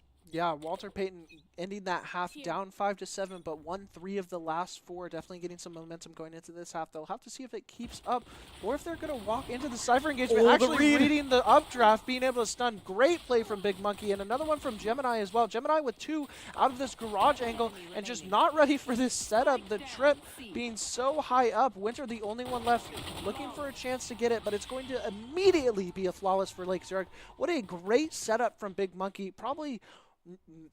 Honestly, I think the only way you make that read on pistol round that they're going to do that is if you're VOD reviewing and if you've seen previous games, or if you've played so much that you understand that's what Jet players like to do, that they like updrafting and then dashing in. Because if it's the other opportunity, that trip is a complete waste. But being able to catch that bungee cord like you were talking about, really smart play from Big Monkey. Right, I wholeheartedly agree. Oh my goodness, I can't speak. I wholeheartedly agree because, like I said, Cypher is a big counter to Jet and Raze players. You can tell that he was waiting for that Jet to updraft and to go right into that trip and gambled on it a little bit and even hit through it. But as we see Dingbat holding A long with a Marshall. That spike is there. Yeah, has a lot of space to work with. Slow on both times. Actually able to get their brim across, so now another angle that they have to worry about. Corinna being able to get a lot of space themselves, looking for the timing there.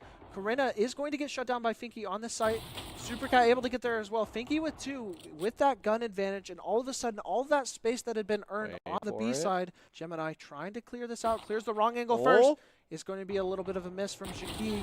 Is going to get shut down by Gemini. Looking for a second one. Gemini with a second. And Winter getting a pick before falling. Again, it's just an economy round if you're the side of Walter Payton. But a lot of opportunities there just slightly missed. Yeah, I agree. And C is going to be a major roadblock for Walter Payton. Since C is going to be, as far as I know, I can see it from the minimap here. C is heavily guarded by this Cypher, just holding these trips down and just immediately shutting down any type of push that they might have. As you can see, we can tell that they are, from the pings, they are reading that Cypher likes to keep his util there, so they're opting to maybe go for an A play here. Yeah, a little bit more of a gun disadvantage this time. Finky doesn't care, though. Going to be able to shut down Winter very early into this round. Supercat. Oh, seen just a pixel of Crucible able to get that pick. Fantastic shot from Supercat there right before the smoke goes down. However, still an even game. A little bit of a gun disadvantage here for Zurich as they are on their bonus. Supercat trying to look for another entry. Already found 1 pick. Can they make it a second to give advantage? Finds that trip. Is going to be able to take some space there. Looking to spray through as well. A double cross on this garage, and they know about the garage presence, but Walter Payton's so much more spread out. Finky trying to spray through that smoke, just inches away from their head. Corinna going to be able to find Dingbat, though, and immediately have a disengagement. B site is open for the side of Walter Payton, going to start to get a commit, but they're not just going to settle for B side. They're going to rotate all the way to A, trying to commit here, get a little bit more pressure with their angles, and all of a sudden, how many people will cross? Zero. Finky reading this play, really smart. 3 for them already with 2 left. Could we see the Omen ace here? Jiki trying to play the post plant. Probably has a lineup here. Kaide's going to try and play it as well. Looks like it. Play as long time as possible. I wonder if they recognize this. We haven't seen any post plants yet, as we are slowly watching this Molly try and land on it. I think it's a little bit of an early Molly, but actually works pretty well. Jiki also getting a pick onto Gemini just to make sure. 2v2 for the game. Jiki with another down. one. 1 left for Zurich. Going to be smoked off. Are they going to be able to stop it? And it's Kaide finally rushing into the smoke. A little worrisome. The bomb is going to go off, though, and get 2 eliminations there, though. So even with the round win, Walter Payton not going to be able to hold a lot of economy going into this next one. Right, and since you don't really get a whole lot from dying to the spike, even just like losing that rifle, it's a little bit detrimental, but even just securing the round, in their eyes, that is a win. They won the round. That's all they could do. You know, that's all. Yeah, but for the side of Lake Zurich, you're running in there with no economy. Well, the economy disadvantage at the very least, and still getting it where none of them hold a gun into the next round. Definitely a win for them, even if you gave up the point. As we get into this next round, not a lot of economy for the side of Walter Payton. Not having what looks like pistols and stingers. Crucible looking for an aggressive play. Gets shut down by Kaide, who was watching it. Being able to get up that rifle, definitely a big advantage there. Finky trying to shut it down, is going to be able to swing away the breach flash. Gets flashed again. A lot of damage coming out on both sides. As Walter Payton's committed to this garage pretty heavily, they don't have a lot of other space on the map. Trying to look for an opening. Dingbat's going to be able to take some pot shots and deal a lot to Karena. Gemini and Dingbat getting picks at the same time. All of a sudden, Walter Payton down to 1 player left. It's Kaide, the person who got the first pick. Looking for a second, and it's going to be Big Monkey who shuts them down. Another round win for Lake Zurich. Kind of expected. Walter Payton was on a bit of an eco after their very close win the round before. But Walter Payton, if they want to close this one out, they've got to start stacking wins. I might also mention that Walter Payton only has 1 flash compared to the other team who has 2 flashes, that Omen flash and that Skybird. They only have 2 flashes, and they used both of them to try and get the Finky pick, but didn't end up getting it. So they had no flashes to go into push into sight, and that ultimately costed them. Gemini once again positioning on this A long. Trying to get this information. The Viper Ball wasn't committed here this time. A lot of util coming out on both sides. The Cypher actually committing more on this time. Big Monkey actually getting a pick onto Karena. Supercat with the trade onto Finky. 4v4. Big Monkey looking for another one. Winter's going to shut that down. Crucible, not a lot of HP here. Supercat in the back of sight. Probably going to be enough for a plant. They're still waiting a little bit. Dingbat's going to be able to shut down Jiki and get a push onto site, getting another flash, getting shut down by Winter. So all of a sudden, 2v2 with the numbers that come out. 2v1. Both flashes, though. Yeah, and not the awareness. Nice flick on to Crucible. Not 100% sure where Gemini has heard the dash, though. Going to be able to commit onto that. Rolling Thunder comes out very fast, and a large stun as well. Because I think Winter just wanted that to reposition more than anything. Be able to play this close angle and just checks the other angle. Winter with a 4K being able to clutch for Walter Payton in a much-needed round. Yeah, that was very well played by Winter. Even, sure, you solo ulted the Jet, but that secured you around. Like, either way, you got the round. It doesn't matter. I mean, sure, you'll just be a little behind on an ult when you might need it most, but just securing a round just to get the round done and get it on your numbers, especially with a very late game, like going into 7-10, that is a very valuable to use. Right. Every round matters, especially in the closest game we've seen so far. Picks going back and forth immediately, trying to look for another one. Gemini with this operator is going to get caught out by the Cypher trip. Karena getting wall banged. Crucible with the pick as well. All of a sudden, Lake Zurich with advantage again in a 4v2. Jiki being able to shut that down, reading the rotation through Garage, and all of a sudden, Lake Zurich is completely stacked on B. Not 100% sure where the players are going ends up using the Seekers from the sky, recognizing the C rotation that's going on. Seekers going to be able to get a lot of pressure here. The wall coming up as well. Gemini with these jet knives trying to pressure out the last couple players they know. Jaki being able to get a third. Dingbat with another one as well. And Dingbat with the last two to be able to clean it up. I really like that heads-up play from Dingbat to use those Seekers mid-round. They got so much faster into this rotation because of it. Yeah, I agree. This was a crazy fast play, even though it felt a little slow. Even though in reality it was just a fast play. Everyone was playing fast. They wanted to use the Seekers. Just find that rotation, get exactly what they wanted, and then bam, round done. Easy peasy. Yeah, know? and something we saw at the beginning of Ascent was a lot of patience from both of these teams. But naturally, in a long series that a best of 5 can be, the longer you go on, these players start thinking, let's just do it. Let's just game. They sometimes lose that patience. It takes a lot of mental fortitude to be able to shift back to that tempo. So it's not surprising we're seeing those fast plays as we see. Once again, Gemini swing out to this A-long. Really before anyone can recognize it. I don't think they're going to be expecting it, but I also don't know if they think there's going to be this many people there. Oh! Gemini with the missing Supercat with the shutdown, looking for another entry, trying to get another play, going to be able to get the right click onto Dingbat. I wish my right clicks did those. Really trying to get an opportunity here. Corinna being able to get a trade as well. I actually got some shots from Finky, but didn't finish them off. And all of a sudden, Walter Payton, who has been struggling this half to catch up, immediately has a 5v2 as post-plant begins. Crucible with the Spectre.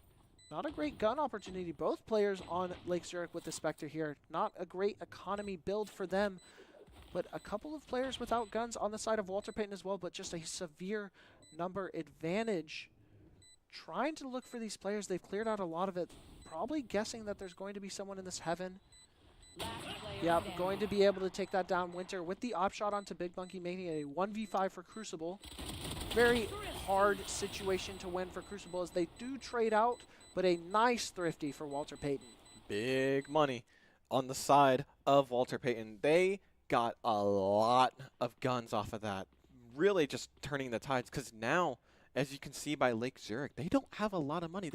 They barely have enough to even buy a whole full shield. It's insane how much money they just stole off of them, and that is going to eventually snowball. You can tell that they're going back and forth and back and forth. However, typically in a game like Valorant, you don't want to keep going back and forth, because that means that your econ, or at least one econ, is going to be shattered. Yeah, being able to win that thrifty, a definite big momentum swing as Crucible plays here slow, trying to get the pressure, is going to be able to get caught out. A lot of guns coming out from the side of Lake Zurich with the Classics and Deagles making 4 for Big Monkey before they get shut down. Winter, the only one left on this hit. Doesn't have the flash, but didn't hear the flanker of Finky, who is going to be able to take that out. All of a sudden, we were talking about the economy thrifty win from Walter Payton, and Lake Zurich actually gets the win on their thrifty to bring it to match point. The reversed thrifty, as we can see, Walter Payton is wanting to take a timeout on that, really just try and recuperate, try and figure out a plan so they can get at least a reverse sweep happening here from Walter Payton's side. Only 8-12. This is going to be a bit rough because they need to win 4, at least 4, to put it into overtime. However, Lake Zurich just needs to win 1, and especially with that thrifty, that is going to be extremely difficult because now they have an operator, they have phantoms, they have guns, they have everything. All they need to do is just close this out. Yeah, however, with how the last 2 rounds have gone, maybe the Classic is the best gun to go for both of these teams, with the thrifty being 1 on both sides. This is the closest game we've had so far in the series with that 12-8 stat line already. Walter Payton can definitely turn this one back around if they are confident enough, but realistically still have many more maps to win it as well. However, Lake Zurich's got to be feeling good with their lead and their economic lead, just need to be able to close this one out on this defense. Yeah, the Classic is OP. That's what I'm getting The Classic is game. OP, I agree.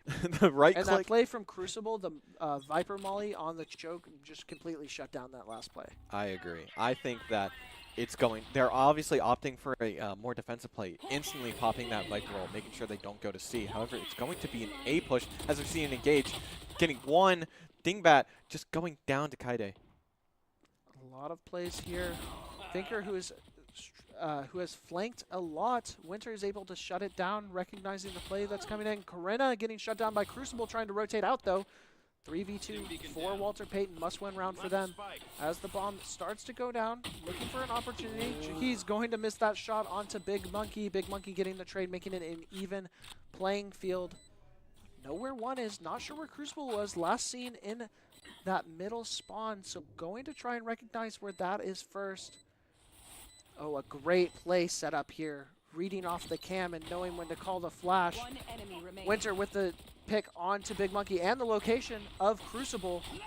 Going to be able to get that opportunity and understand where the last player's positioning is, and that bomb is ticking. Crucible's got to make a play, but it's not going to happen. Winter is going to make sure that Walter Payton survives. That coordinated play from these two players was really smart and really heads up. I think that timeout was really what Walter Payton needed, because they needed to just like really just take a minute and breathe and see like, okay, they just got all of our guns. We need to find out, what do we want to do? They got rid of a Viper pit, which is insane for defense, and getting rid of that is massive. However, there are a couple of ultimates online for the side of Walter Payton. We've got the Rolling Thunder, we've got the Orbital Strike, we've got the Neural Theft on both sides, though, so this is going to be interesting. Gemini getting a nice shot with the operator. And Finky with a shot as well, immediately making this into a 5v3, make it a 5v2 for Lake Zurich, who's trying to close out this series.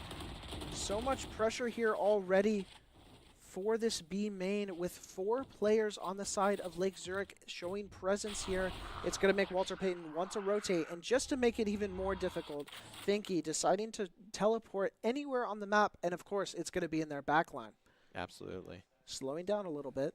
The Cypher is still up, so they can't flank a whole lot. And the Rolling Thunder is going to be committed onto this B site, so they look for a little bit of an engagement.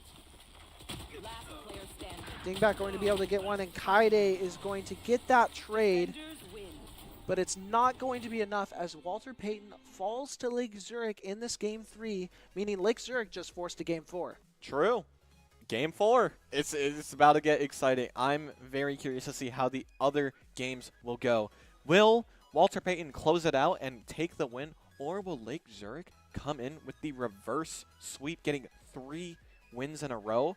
I'm excited. Yeah, Lake Zurich has been getting momentum after that first game. Every game has been looking better, to a closer loss to an actual win in Game 3. Let's see if they can keep the momentum going, or if Walter Payton can close this out. Either way, we'll be right back.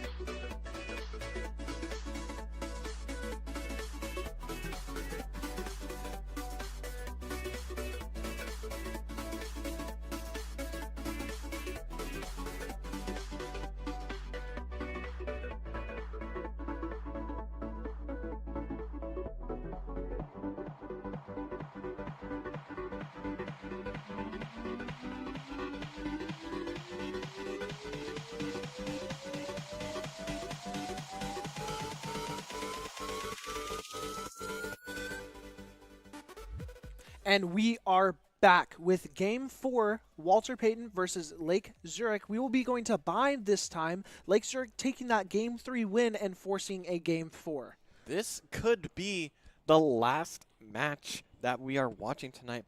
Walter Payton just needs one. However, Lake Zurich needs 2 games to go through. I am noticing that there is a deadlock pick on the side of Lake Zurich. Oh, you love her. I am a big deadlock fan. I love the ult. Yeah, I like the ult too. I just don't like a lot of her utility. No, But that's just my fair. argument. That is entirely But yeah, fair. definitely a composition that can be run on bind with the deadlock. There's a lot of great advantages, especially with the elevation changes on bind, especially like I'm thinking when you walk out of hookah, you have to make noise whenever you drop, making deadlock really effective in that area.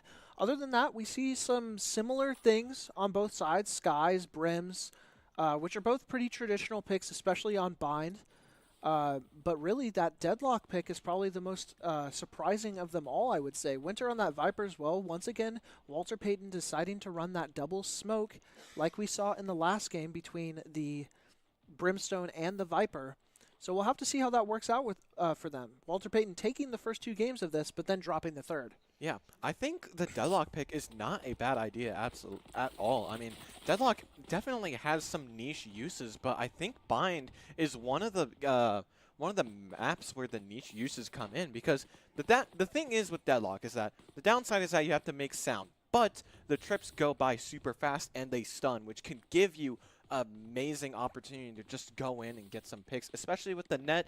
If you hear them, it's a very loud sound cue. If you hear them hitting that net, they could fake it, but if you know that they're sticking that net, trying to remove it, get their mobility back, you can easily get a pick. Yeah, deadlock with some very lethal utility, and I think we're going to see that net be utilized right here, as it looks like Lake Zurich wants to take a fight towards mid. We do see that net come down and get a lot of snare. Oh! Gemini and the deadlock snare with a 3K to start it off. You're right. I apologize. Deadlock is an amazing pick on this map. Really just an amazing play to immediately take the momentum for Lake Zurich. Still sat here a little bit. Winter trying to look for an opportunity to even this back out. Walter Payton walking in with the lead, but definitely doesn't feel super confident now. Winter getting another one onto Finky, making that deficit a little bit wider, or a little bit narrower, pardon me. 2v4 for them. Bind, usually a defensive-sided map. Not surprised to see some of the defense success already. We are noticing that that deadlock wall has already been used, which is quite unfortunate since I feel that deadlock wall is probably one of the best items in her kit. Being able to use that, and we get to see the nade come out again. See Winter, Gemini is wanting to look for the ace maybe. See Gemini get a 4K. Kaide getting cleaned up by Crucible. Very well played by both Deadlock and the Rays in that game. Yeah, those set lineups, if you're not ready for them, and usually you see those with things like Fade that can do similar things, but maybe weren't expecting as much with the Deadlock pick. Definitely going to be on edge for it now, trying to read those plays. I think they're going to be able to cycle it up, though.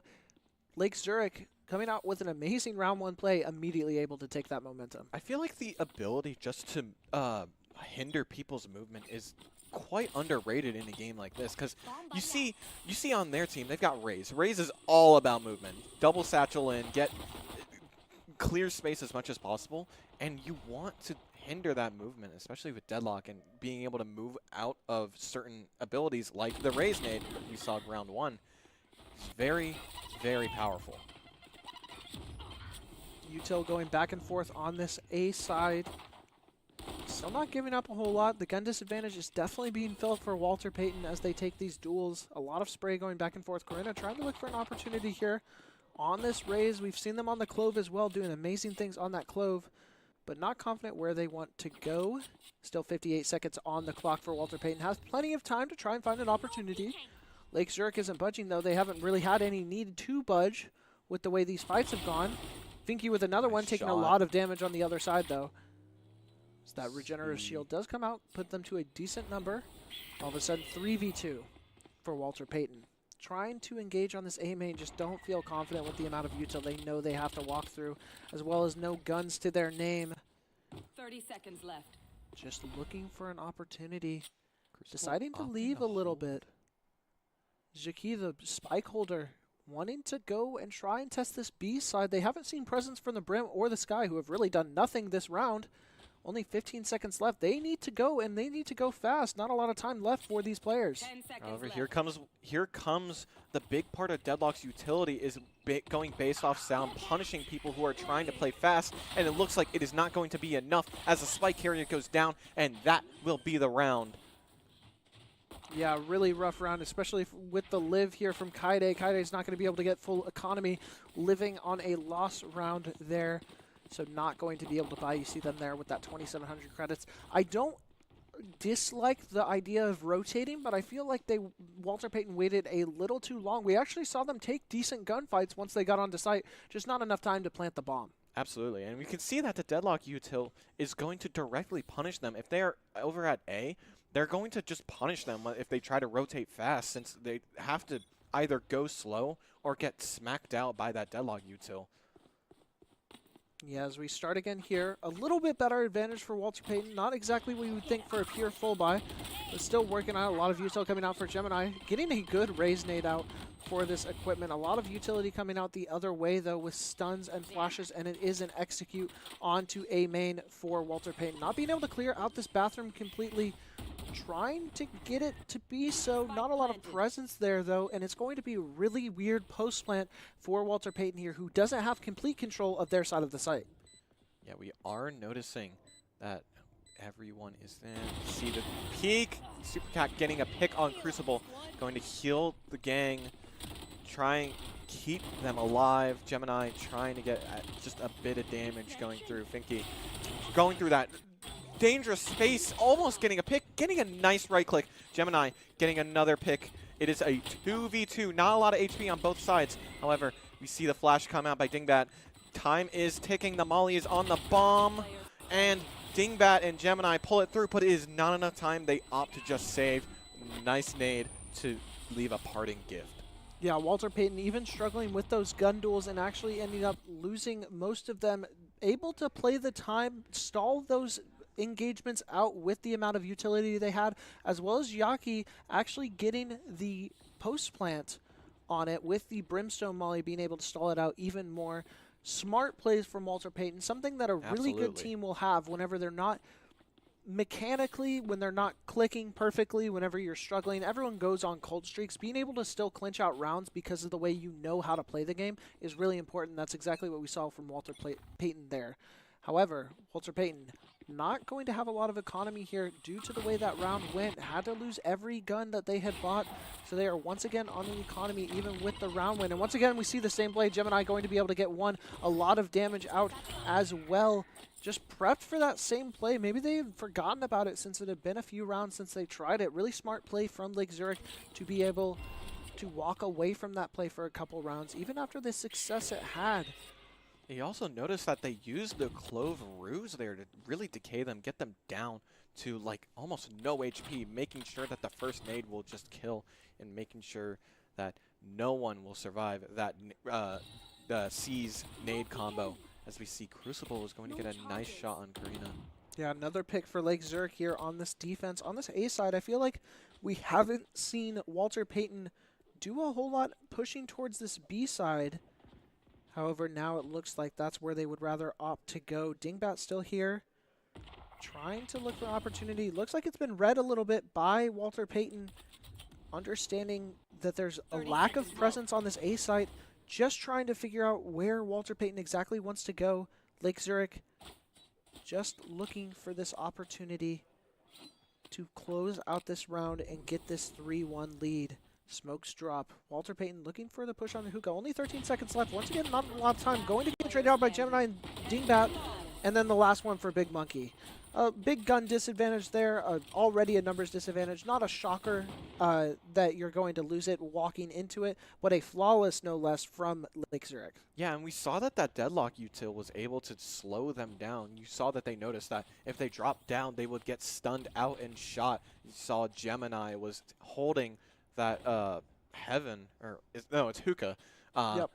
Holding Hookah to make sure as soon as the deadlock util was triggered, immediately swing out, get the stunned player, get them out. It was brutal. That is where Deadlock's util really shined in that round right there.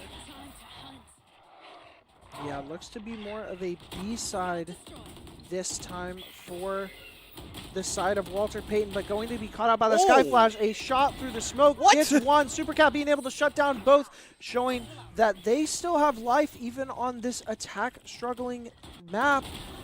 Think he's going to be able to shut down Karina on that engagement. Finds one, looking for the second one. It has a lot of players shooting back at them. Able to pop the ultimate though. Winter's going to take that trade.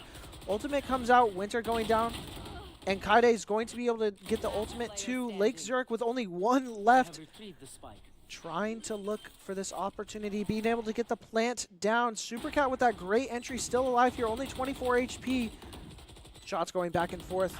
And Supercat with that 3K, also the two opening frags on what looked like a done deal in that B long, being able to turn that around for Walter Payton and get this score closer. Yeah, I saw those 2 kills from the from Supercat was just amazing play. Just get those kills. The shot through the smoke was amazing. It was very well played. Even getting the pick on the Dingbat, very well played. In even keeping that momentum that they got from that, using the Sky ulti, using Seekers, getting the game, just keeping the momentum. Got the site, won the game. There's mechanics, there's skills, and there's game sense in Valorant. There's also a bit of luck being able to spray through those smokes at the right time. We saw Supercat do exactly that on that first pick, and then being able to adjust to the Sky player and get those 2 entries. As it does look like Walter Payton having success the last time they pushed the B side, wants to go again, try and get another round stack as the flash does come out. Dingbat going to be able to shut down Karina, and Dingbat with one more, Crucible with another, and all of a sudden everything is coming up Lake Zurich with another flawless on this defense. Wow. Yeah, we saw that that Raze nade, you saw the Sky in the backline. The Raze nade didn't exactly go where it was supposed to, but they just continued to play it. They saw that they had the judge. They just barely dodged the sound sensor and almost got a kill, but it wasn't enough. Just put them low, but there was no prior damage. There was no headshot off of the judge, which judge being a very, very close range dependent weapon wasn't enough, and eventually they fell. Yeah, these fast explosions proving detrimental to Walter Payton, getting caught out by a lot of util as they walk in, now forced into another eco with just these sheriffs. As the Skydog does make some room out into the hookah. Corinna looking to entry on this raise again. No gun to their name, just this classic. Winter going to find the duel in the bathroom. Actually gets the elimination with 5 HP remaining. Going to get a little bit back with that regenerative shield, and more importantly, a gun for their team. Probably going to pass it off to someone who's a bit more healthier as they rotate back around. Still shown some presence on this B side. The duel comes into bathroom, actually getting healed up by Corinna, the Sky player, trying to get them topped off, and just a lot of noise coming in. A big nade to be able to stall that push, as well as the deadlock snare, as all of a sudden this what looked like an explosion for Walter Payton is not going to be there. It's going to be stalled out with the amount of util that they've combated with. Still not a lot of guns to their name, just the one rifle that was picked up off of the original duel, but a little bit of an advantage for Walter Payton here. Hawks out a little bit, nothing found with it. Trying to look for the opportunity. Supercat sees one pass through the CT. 30 seconds left. Gets snared out by the deadlock. Big Monkey looking for some pot shots here. Gonna get upset by this one-way. Yeah, really nice smoke placement here, as well as the Viper's Pit who's about to come down. On this eco, being able to turn it back around. Winter looking for some plays here. Going to be able to get it out, but Corinna's still going to go down to it. The flash comes through on the Hawk. Winter trying to survive. Big Monkey with some sprays. Supercat with the trade. Really good eco. As the sprays come through, they're trying to find Winter in this smoke, as it can only stay up whenever they're in it. Slowly getting ready to entry. Winter able to find one. The spray's coming back through. Winter finding another and a third, making it a 4K for Winter. The one who originally got the entering pick to even make it a winnable round closes it up for Walter Payton and gets them one more round. Very well played by Winter. You saw that even though Winter couldn't see them, they saw the gunshots come from the Phantom. Even though Phantom, typically you don't see the bullet tracers, you could still see where the gun is being fired, so they were able to deduce where they were, and then everything else just wrote itself. Very well played from Winter. Very nice one-way, very nice pit. Very, very well played. Yeah, definitely a Viper masterclass from Winter that round, showing pretty much every piece of utility, as well as the original entry frag, just completely taking it over for Walter Payton that round. As it looks like they're going to play a little bit slower. Once again, towards this A side, a little more presence towards bathroom this time. This is where they got the original pick onto Finky in the beginning. Winter knows this, looking for it again, almost getting sprayed on with Finky shooting through this smoke, looking for some sort of opportunity. Knows something's here. Winter going to be able to get that entry onto Finky again, really heating up as this deadlock wall is going to be broken down as well. And the rotates start to come in for York. Winter getting another one. Nice adjustment onto Crucible. Really on a heater currently. As the entry comes in for Corinna with that showstopper, looking for the plays. Going to be able to get Gemini, just guessing where players are. Getting that nade out. Dingbat's going to be able to trade, but a lot of damage goes out the opposite way, especially on the armor. 3v2 for Walter Payton. The Skydog comes out, gets a lot of information, locates Winter as well. They're going to be able to clear them out. Winter's going to have to be quick to react to this one, as they knew. Did they not see Winter in this corner? They did not. Winter with another 3K and Kaide with the last one. I could have sworn that dog had seen Winter in that corner, but maybe not. Maybe just cleared it a little too fast, not processing, and then all of a sudden Winter able to get another 3K, and Walter Payton has tied up this defense-sided map while being on attack. A very unfortunate attempt to clear. You saw that Dingbat was using the dog to try and figure out where they were, but just while turning, just barely moved their crosshair away to where they cannot see Winter, and Winter was just able to get the jump on them through sheer luck. Very well played. Yeah, a couple of lucky rounds here going both ways with the sprays through smokes and just the reads of utils. However, Walter Payton's feeling really good about this bathroom duel, and Crucible, who's been shot down in this bathroom twice already, is going to back up, give a little bit more space this time, and make sure they don't lose their smoke control. Finky with the pick onto Corinna in the main. The camera getting shut down as well. Finky, I think, with a spray through the smoke, being able to get a head tap. Supercat with the trade. 4v3 in the side of Zurich, also having decent possession of the site. Supercat's taken a decent amount of space here, but not a ton. Trying to find these locations. Supercat trying to swing out. I think they saw the shoulder of Supercat. Gemini just putting on some repressive fire. Dingbat and Supercat trade out. Supercat with another nice shot. One tap. Really great shot. Deciding to pop out the Seekers, figure out where the last couple players are.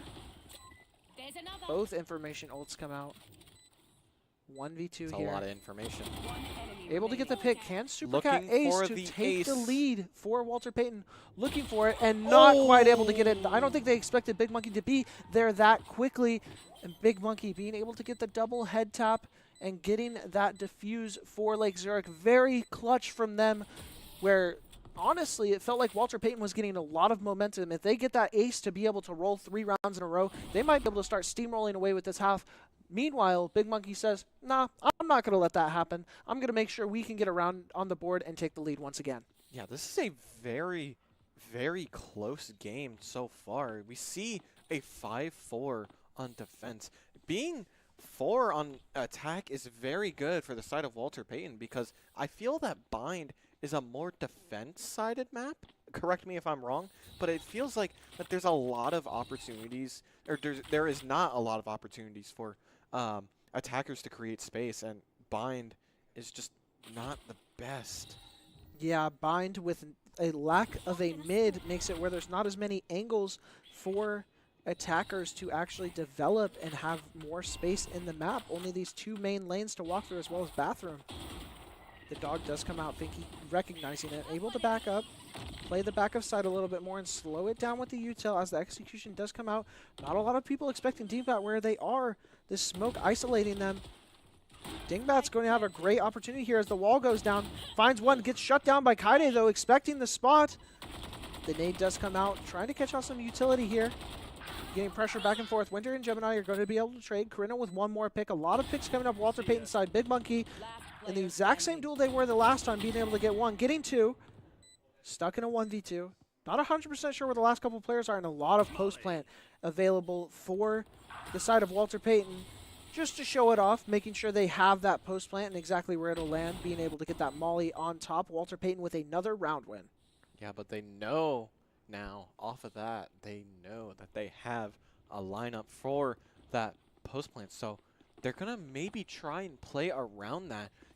Maybe try and get a pick off the Brimstone as fast as possible, or just get rid of them, because Brimstone has both Molly and ult, which is insane for post plant. That's a lot of time that you can stall for the spike, which is important in an attack. Yeah, and that's not even mentioning the Viper Molly as well, which can also help with post-plant. True. Really a lot of opportunities there. If Walter Payton could get a bomb down, I feel like that's what they're struggling with that spike, being able to get it actually planted rather than defended. So it does look like they want to take this B long again here. They struggled with it a decent amount, especially with the lack of hookah presence they have. Winter looking for the lurk. Definitely not something that I feel like would be super expected here, as this explosion is prepared on the B long. Which one will they let happen first? So much presence is being shown here, and I don't know if this Raze is ready for it. If Gemini is expecting Winter, if Winter is expecting Gemini, Winter's able to shut it down. All of a sudden, it's a full shift play for Walter Payton, trying to get that opportunity. Crucible's going to be able to shut it down, get the gun out of Winter, who's been clicking like crazy, but a lot of trades for Walter Payton. Finky just trying to leave and survive with the gun they have, thinking it's a good opportunity. Jaqui's going to be able to shut it down. All of a sudden, 3v1 situation, and not the situation you want to be in with a shorty. Needing someone to really push up to give an opportunity. Big Monkey looking for a gun at the very least to be able to make this winnable. Not being able to see anything yet. Gets to walk into U-Haul, taking a lot of damage. Supercat now aware of the gun they have and playing a very nice angle to be able to get that pick. And nice teamwork from Walter Payton getting that team ace on the board. Yeah, it was very rough with that shorty. Only a shotgun, not much you can do against long range, against a gun like a Vandal, or just any gun in general that is not a shotgun. Very rough. We saw Big Monkey just try and escape, but not much you can do, especially when you're going in U-Haul, where there's a lot of very niche angles that you can take to make sure that you don't get hit. But either way, last round. Is this going to be an even last round? Yeah, and definitely what Walter Payton wants to see is either coming out with a lead or even a tie on this attack is really good. Gemini looking for this Raze ulti, not being able to find anything. A lot of space taken up. Corinna going to be able to find one. Finds two. Just playing a little further back, especially with that spike. That's such a big play for Corinna. That's a lot of shorties. Yeah, I did see that. How many shorties were bought. That's an impressive feat, to say the least. But Walter Payton being able to get a lot of opening picks here on this 5v2. Looks like they still want to commit to this A side. Remember, it is last round, so we're going to see a lot of ultimates come out. Dingbat getting flashed by Supercat, getting a pick. Crucible's going to be able to trade it out. 1v4 for Crucible, nothing to lose. The ulti comes out, a lot of chip damage, sends it to 29 HP. Crucible already in a bad enough situation. Gotta make it worse. And the animation of the pull away for Corinna. Can't fire the gun. Crucible able to get another pick, still at 29 HP. Needs to clutch this out for Walter Payton. Wow. End of the half. Really want to send it in the same side. Gets spotted by the camera. Backs up a little bit for the dart. Make sure they can pull it out. Not aware of all of the positionings, but kind of has an idea. Needs to go a little bit faster. Trying to guess at this point, and Winter able to shut them down and take a lead on the disadvantageous side for Walter Payton into half. Yeah, this is going to be an interesting half. We see Walter Payton is going to set up Cypher utility, which is going to be deadly on a map like Bind. Cypher is powerful. A little known fact about Cypher is that if you are on the A site, you can use Cypher's camera dart. You can open the door, you can teleport onto it, and get a lot of picks with people unsuspecting, which making Cypher not only just being a very powerful agent, just with those trips, with those cages, everything, Wait, it is going to be rough. You can shoot the dart through the TP and open the door? Yeah, you can do that. That's crazy. I never knew that. I love learning new things about Valorant. This is educational Valorant time with Lucas. So yeah, everyone who plays Valorant Ranked and plays Cypher on this map, there's a little tidbit for you. If you definitely. Because I definitely did. The flash comes out from Supercat. Expecting it. Gets snared back, though. A lot of damage coming out for Supercat. Is going to get traded out by Gemini, but not before they take almost their full HP bar. Winter trying to guess. The pop flash comes out as well for that Sky. Trying to get bomb onto site. Is going to be able to get one. Two! Winter with the nasty flick onto Gemini. But trades do come back. It's still a 2v2 in this pistol round. Definitely wanting to win on both sides as it just starts the momentum one way. Kaide trying to look for an opportunity. Smoked off a little bit. Recognizing that the elbow is deadlocked walled. They're going to walk back and try and double take this. Are they going to be expecting Big Monkey to be where he is? Going to give up a little bit of a sign, and Dingbat is actually going to get both eliminations on the opposite side. Really smart play there from Zurich, even with the mechanical skill that we saw from Winter, getting those 2 picks, being able to even it back out. Lake Zurich playing their angles really smart and being able to get that round win. Yeah, that was impressive, and just being able to push onto site and be able to follow up with that on a map like Bind is just in itself very impressive because it's a defense-sided map. You're going to struggle, especially with a Cypher. So I think if I'm Lake Zurich, I would just try and find what site Cypher isn't on, which is on A at the moment. They are just trying to, see, as we see here, they get the picks off of that. They see that Cypher is there, and they just opt to not go for that site. Yeah, a little bit of an eco here for Walter Payton. Trying to look for an opportunity. Is going to have definitely a good one and finds the spike on Winter, on Big Monkey. And all of a sudden, where it didn't look great for them, have to look for it. Nice reaction time from Winter. Once again, still having control in this hookah with the spike. Might not have the numbers disadvantage, but has just about everything else. Just waiting, looking for their opportunity. Only 60 seconds to make a play here. Might be worried about the wrap, might be looking for other opportunities. Looks like the engagement's going to come out here soon, but think he's going to be able to get out the trade. Still not a bad eco if you are the side of Walter Payton. After losing those 2 rounds, just a tie game and being able to walk into this round with advantage, stealing 3 guns is definitely a good win. Yeah, that was a very good play by Winter. just keeping that spike there, just maybe playing it a little more patient would have been the correct play. But either way, I like how they played it. They got 3 for their team. They were able to maybe destroy even just a little bit of their econ, even though they're on their bye. Very well played, and we're going to see how that play snowballs in these next coming rounds. Yeah, Winter and Supercat doing it all. 18 and 17 frags a piece for them in this one so far. Have to see if they're able to keep it up. A little bit of a B hit, it looks like, for Lake Zurich. Definitely had an interesting take on the last play in the economy, but that's usually what you expect on those rounds. Still able to get that win there as Corinna looks to walk out. I don't think Crucible saw them walk out at the last instant, able to get a pick there. Corinna looking for a second one. Gemini's going to be able to trade it out. Winter getting a trade onto Big Monkey and Supercat as well. Dingbat getting Winter. Supercat with 2, and all of a sudden there's only 1 left. It's Fanky who's been smoked off, needing to get this bomb, so has to push in at some point, making sure to clear right underneath them.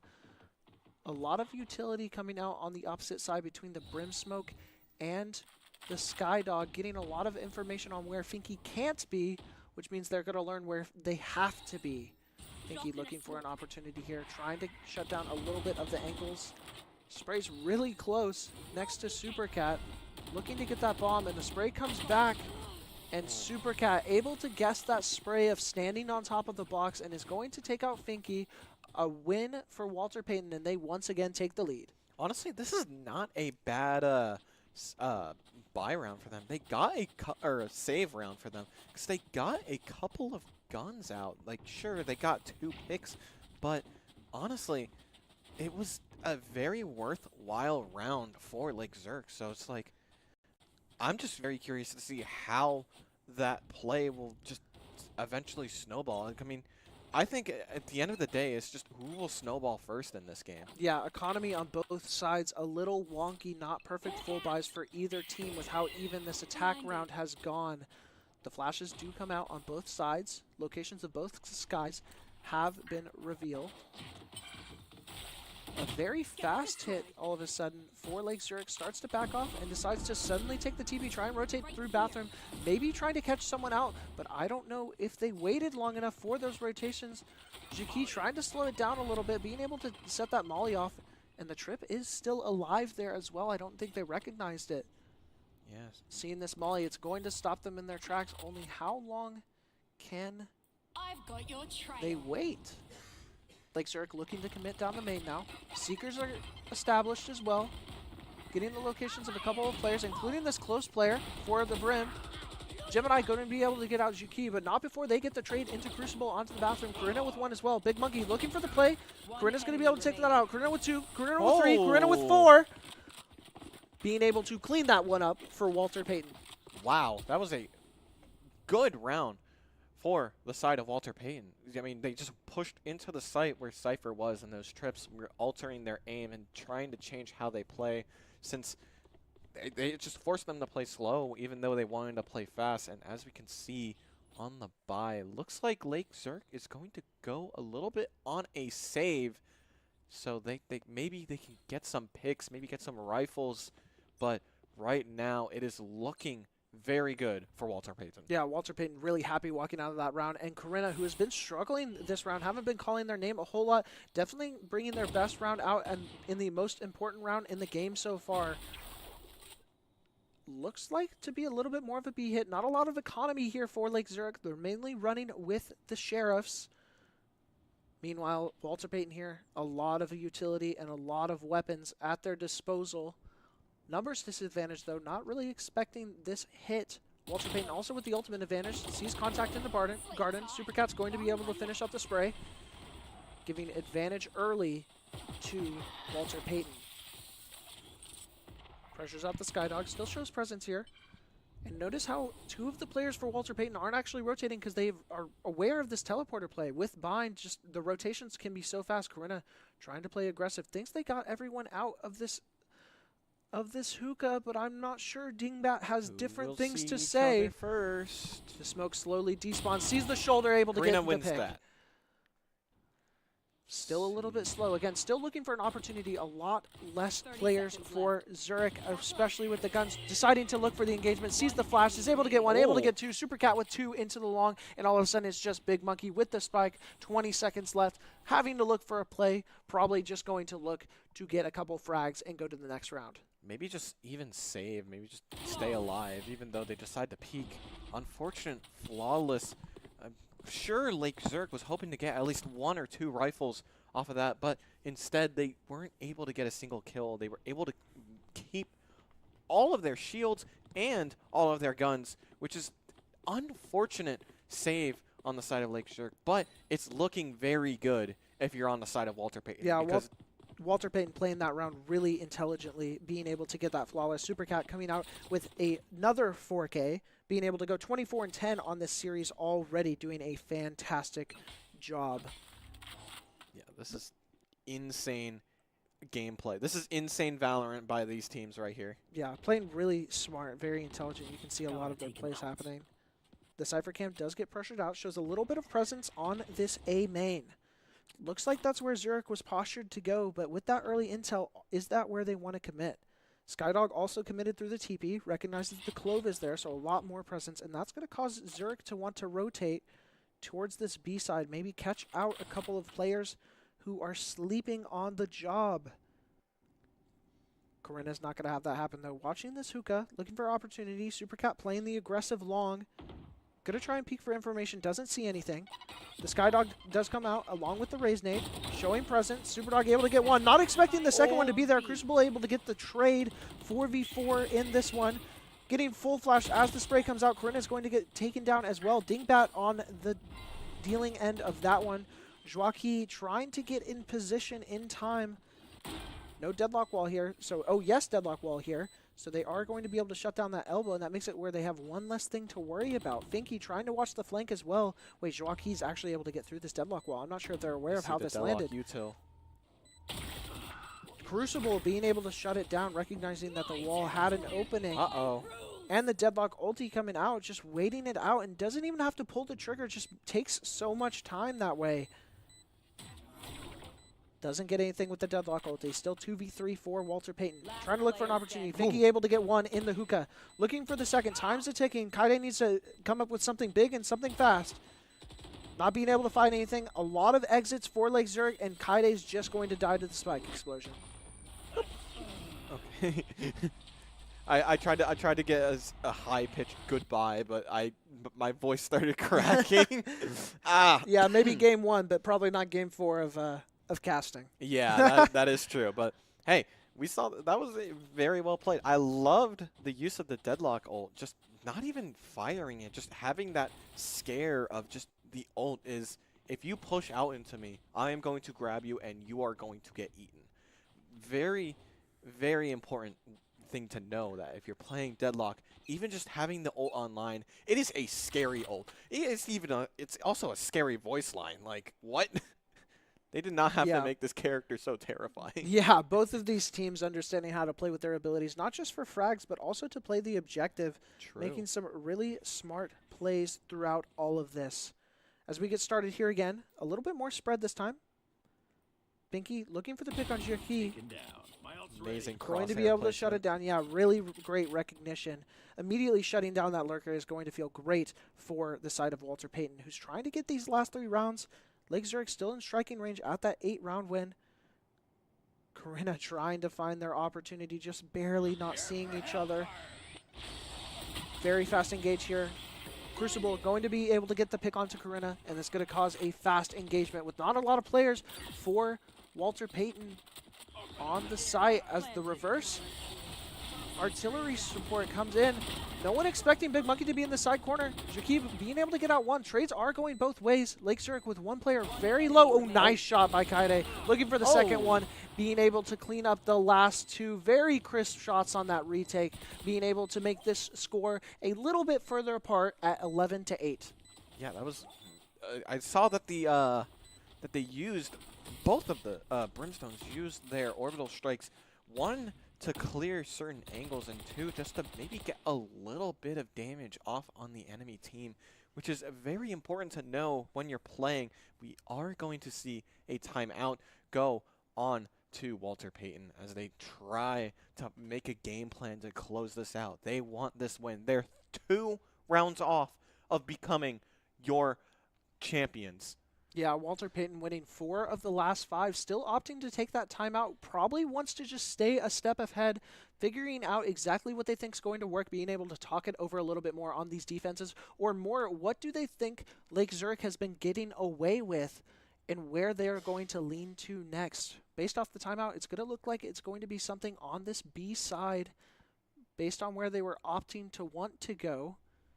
Is Walter Payton going to recognize that? And then Lake Zurich could also very well audible. After all, they are the seed 1 in this tournament, coming in with the strongest regular season record, trying to walk away with that championship and not the silver medal. But Walter Payton's going to have something to say about that. At match point, if they take one more map, Walter Payton will be the champions. This game's still in striking distance for Zurich, though. It's still anyone's game, even though it seems so close to be in Walter Payton's hands, that championship title. Lake Zurich has a lot to prove, and they can show that there is a lot that they can do, even just by just doing what they need to do and just win the game. But as we see, they are going to opt for the B push. I think they realize that Cypher is going to stay set up on A and opting not to push into that. However, we do see the Viper ult come out. Pit, gets shot down almost immediately. Yeah, very fantastic spray there from Finky. Gemini getting one onto Corinna as well as the rotations start coming through. Supercat trying to pressure out this deadlock wall as all 5 of Lake Zurich walk onto the plant for B site. Trying to posture for this, looking for an opportunity to going to be able to get out with their life. Finky trying to escape, barely being able to escape. Getting away with highway robbery there.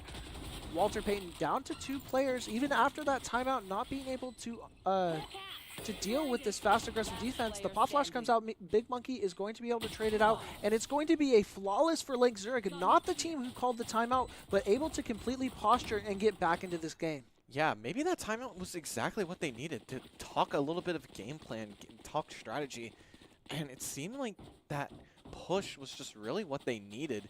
Maybe Walter Payton was trying to ruin that momentum.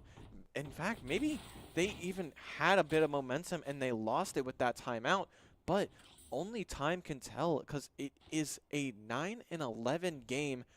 Lake Zurich could still come out on top, but same goes for Walter Payton. So we'll see how this goes. Yeah, it looks like it's a little bit more of a lean to the B side for Walter Payton, with Corinna almost walking around in spawn, just waiting for some information. Supercat's going to walk through that teleporter, play out an aggressive play, clear out bathroom. A lot of information gained. It's going to make Corinna naturally rotate over to this B side, try and posture and help Winter a little bit. We see the spam into Garden as well. No presence yet, about to be seen. Looking through the hookah for the opportunity. We see the snare in the raise nade.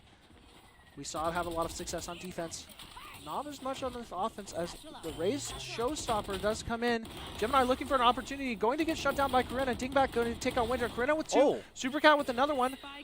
Finky with the pick, and Dingbat with another one. 2v2 all of a sudden with the take. Trying to play post plant. Jaki looking for an opportunity, going to get one. 1v1, Finky on the bomb, looking for the opportunity. Finky making a great read, faking the plant so that Kaide is looking for default, but actually pushes the duel, being able to get that one secured for Zurich. And all of a sudden, they are only 1 round behind. Yeah, that was a nice play by Finky. I think if I'm Walter Payton, I would want to maybe try and switch up the site that your Cypher is on, because as you can see, they're still setting up on A. They're keeping the dream of them just holding A. However, all of Lake Zurich is on B site. They want to stay away from the Cypher util, and I think that they just know that Cypher is going to stay set up there, and they definitely need to maybe change something up with They are Cypher. definitely changing it up a little bit. A lot of players coming this way. Winter looking for a little bit of a cheesy I like play. this play. Trying to get an opportunity here. not a lot of people knowing, and no one knows. No! No, it gets shut down, not having a rifle, being able to dink one. Gemini is going to be able to get a ridiculous hospital flick on this Supercat, going to try and survive in the smoke a little bit. Someone maybe looking to clear it out, probably not going to push it though. Looking for the opportunity, finds one. Finky going to be able to respawn, and a lot of picks from Corinna in the CT side as well. Corinna with 3 on this retake, not being able to sustain through the plant. Gemini is going to get the trade onto Corinna, still a 3v2 advantage for Walter Payton. Only 2 rounds left to their name. Finky going to go down to that ulti as well, making that one. Gemini pulling out the showstopper, looking for the opportunity, trying to find something somewhere, but it's not going to be given to them. Only a few more seconds left on it, not able to despawn it, getting a lot of time. Gets a little bit of damage. Supercat, I'm not sure if they're not going to be expecting it. That's 3 for Gemini now. Still in a 1v2 with bomb down. Plenty of time for the side of Walter Payton. Trying to look for the opportunity. Gets a lot of spray. And Joiki is going to be able to get that pick through Gemini and be able to secure the round for Walter Payton, who now goes to match and series point. This is most likely going to be it. If Walter Payton can switch up their strategy and get Lake Zurich for one last time, they will be your champions. However, it is not over. It is definitely not over. There is 10 in 12. Lake Zurich can still come back. They need to win these next 2 rounds, and if they do, it will go into an overtime, and it will then go into a game 5 if they win this match. This is going to be intense. Yeah, it's definitely very close, and Lake Zurich barely having enough economy to be able to buy their team. Still going to have a full buy, though, looking for a similar play as to last time. Liked walking up this B-long, just a little bit of a collapse failure, as there is some spray there from Supercat, not recognizing that anyone had walked through the smoke yet. Does get the ulti point, meaning that Lake Zurich has, or I'm sorry, Walter Payton has the Cypher ulti online. Or the Sky ulti online. That's the hero I meant to say. The Seekers do come out on the side of Lake Zurich, trying to find some information out very early. Is going to show presence towards the B side, though. A couple of lurkers and immediately 3 teleported. Winter going to be able to shut down Finky, though, in this main, meaning only the bathroom angle is available for Walter Payton as they walk onto the site, and a lot of Cypher util as well. As the smokes do come out, Corinna's going to be able to find one. A lot of utility, but being stopped by this Molly, being able to get a couple of picks. Winter just spamming through so much utility, so much rainfire, as the showstopper is used as well from Corinna, walking forwards, trying to find a pick, trying to catch up. Not going to be able to, still 2v5 in the face of Lake Zurich. They still have the spike, though, so they could just hit the rotate over. It is a 1v5. This might be it, and that is it. Walter Payton is your champions. Yeah, a very exciting game and a very exciting series for Walter Payton and Lake Zurich.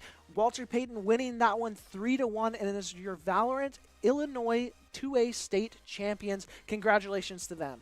Yeah, and even though it was a 3-1, those games were extremely close. We saw that game was what no, it was a 10 to 13. Yeah. That was very well played by both teams, but Walter Payton did close it out. They made it.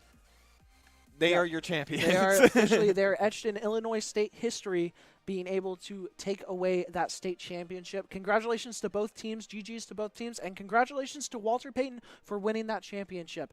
But as for us, that's going to be it, and we will make sure to see you guys next time.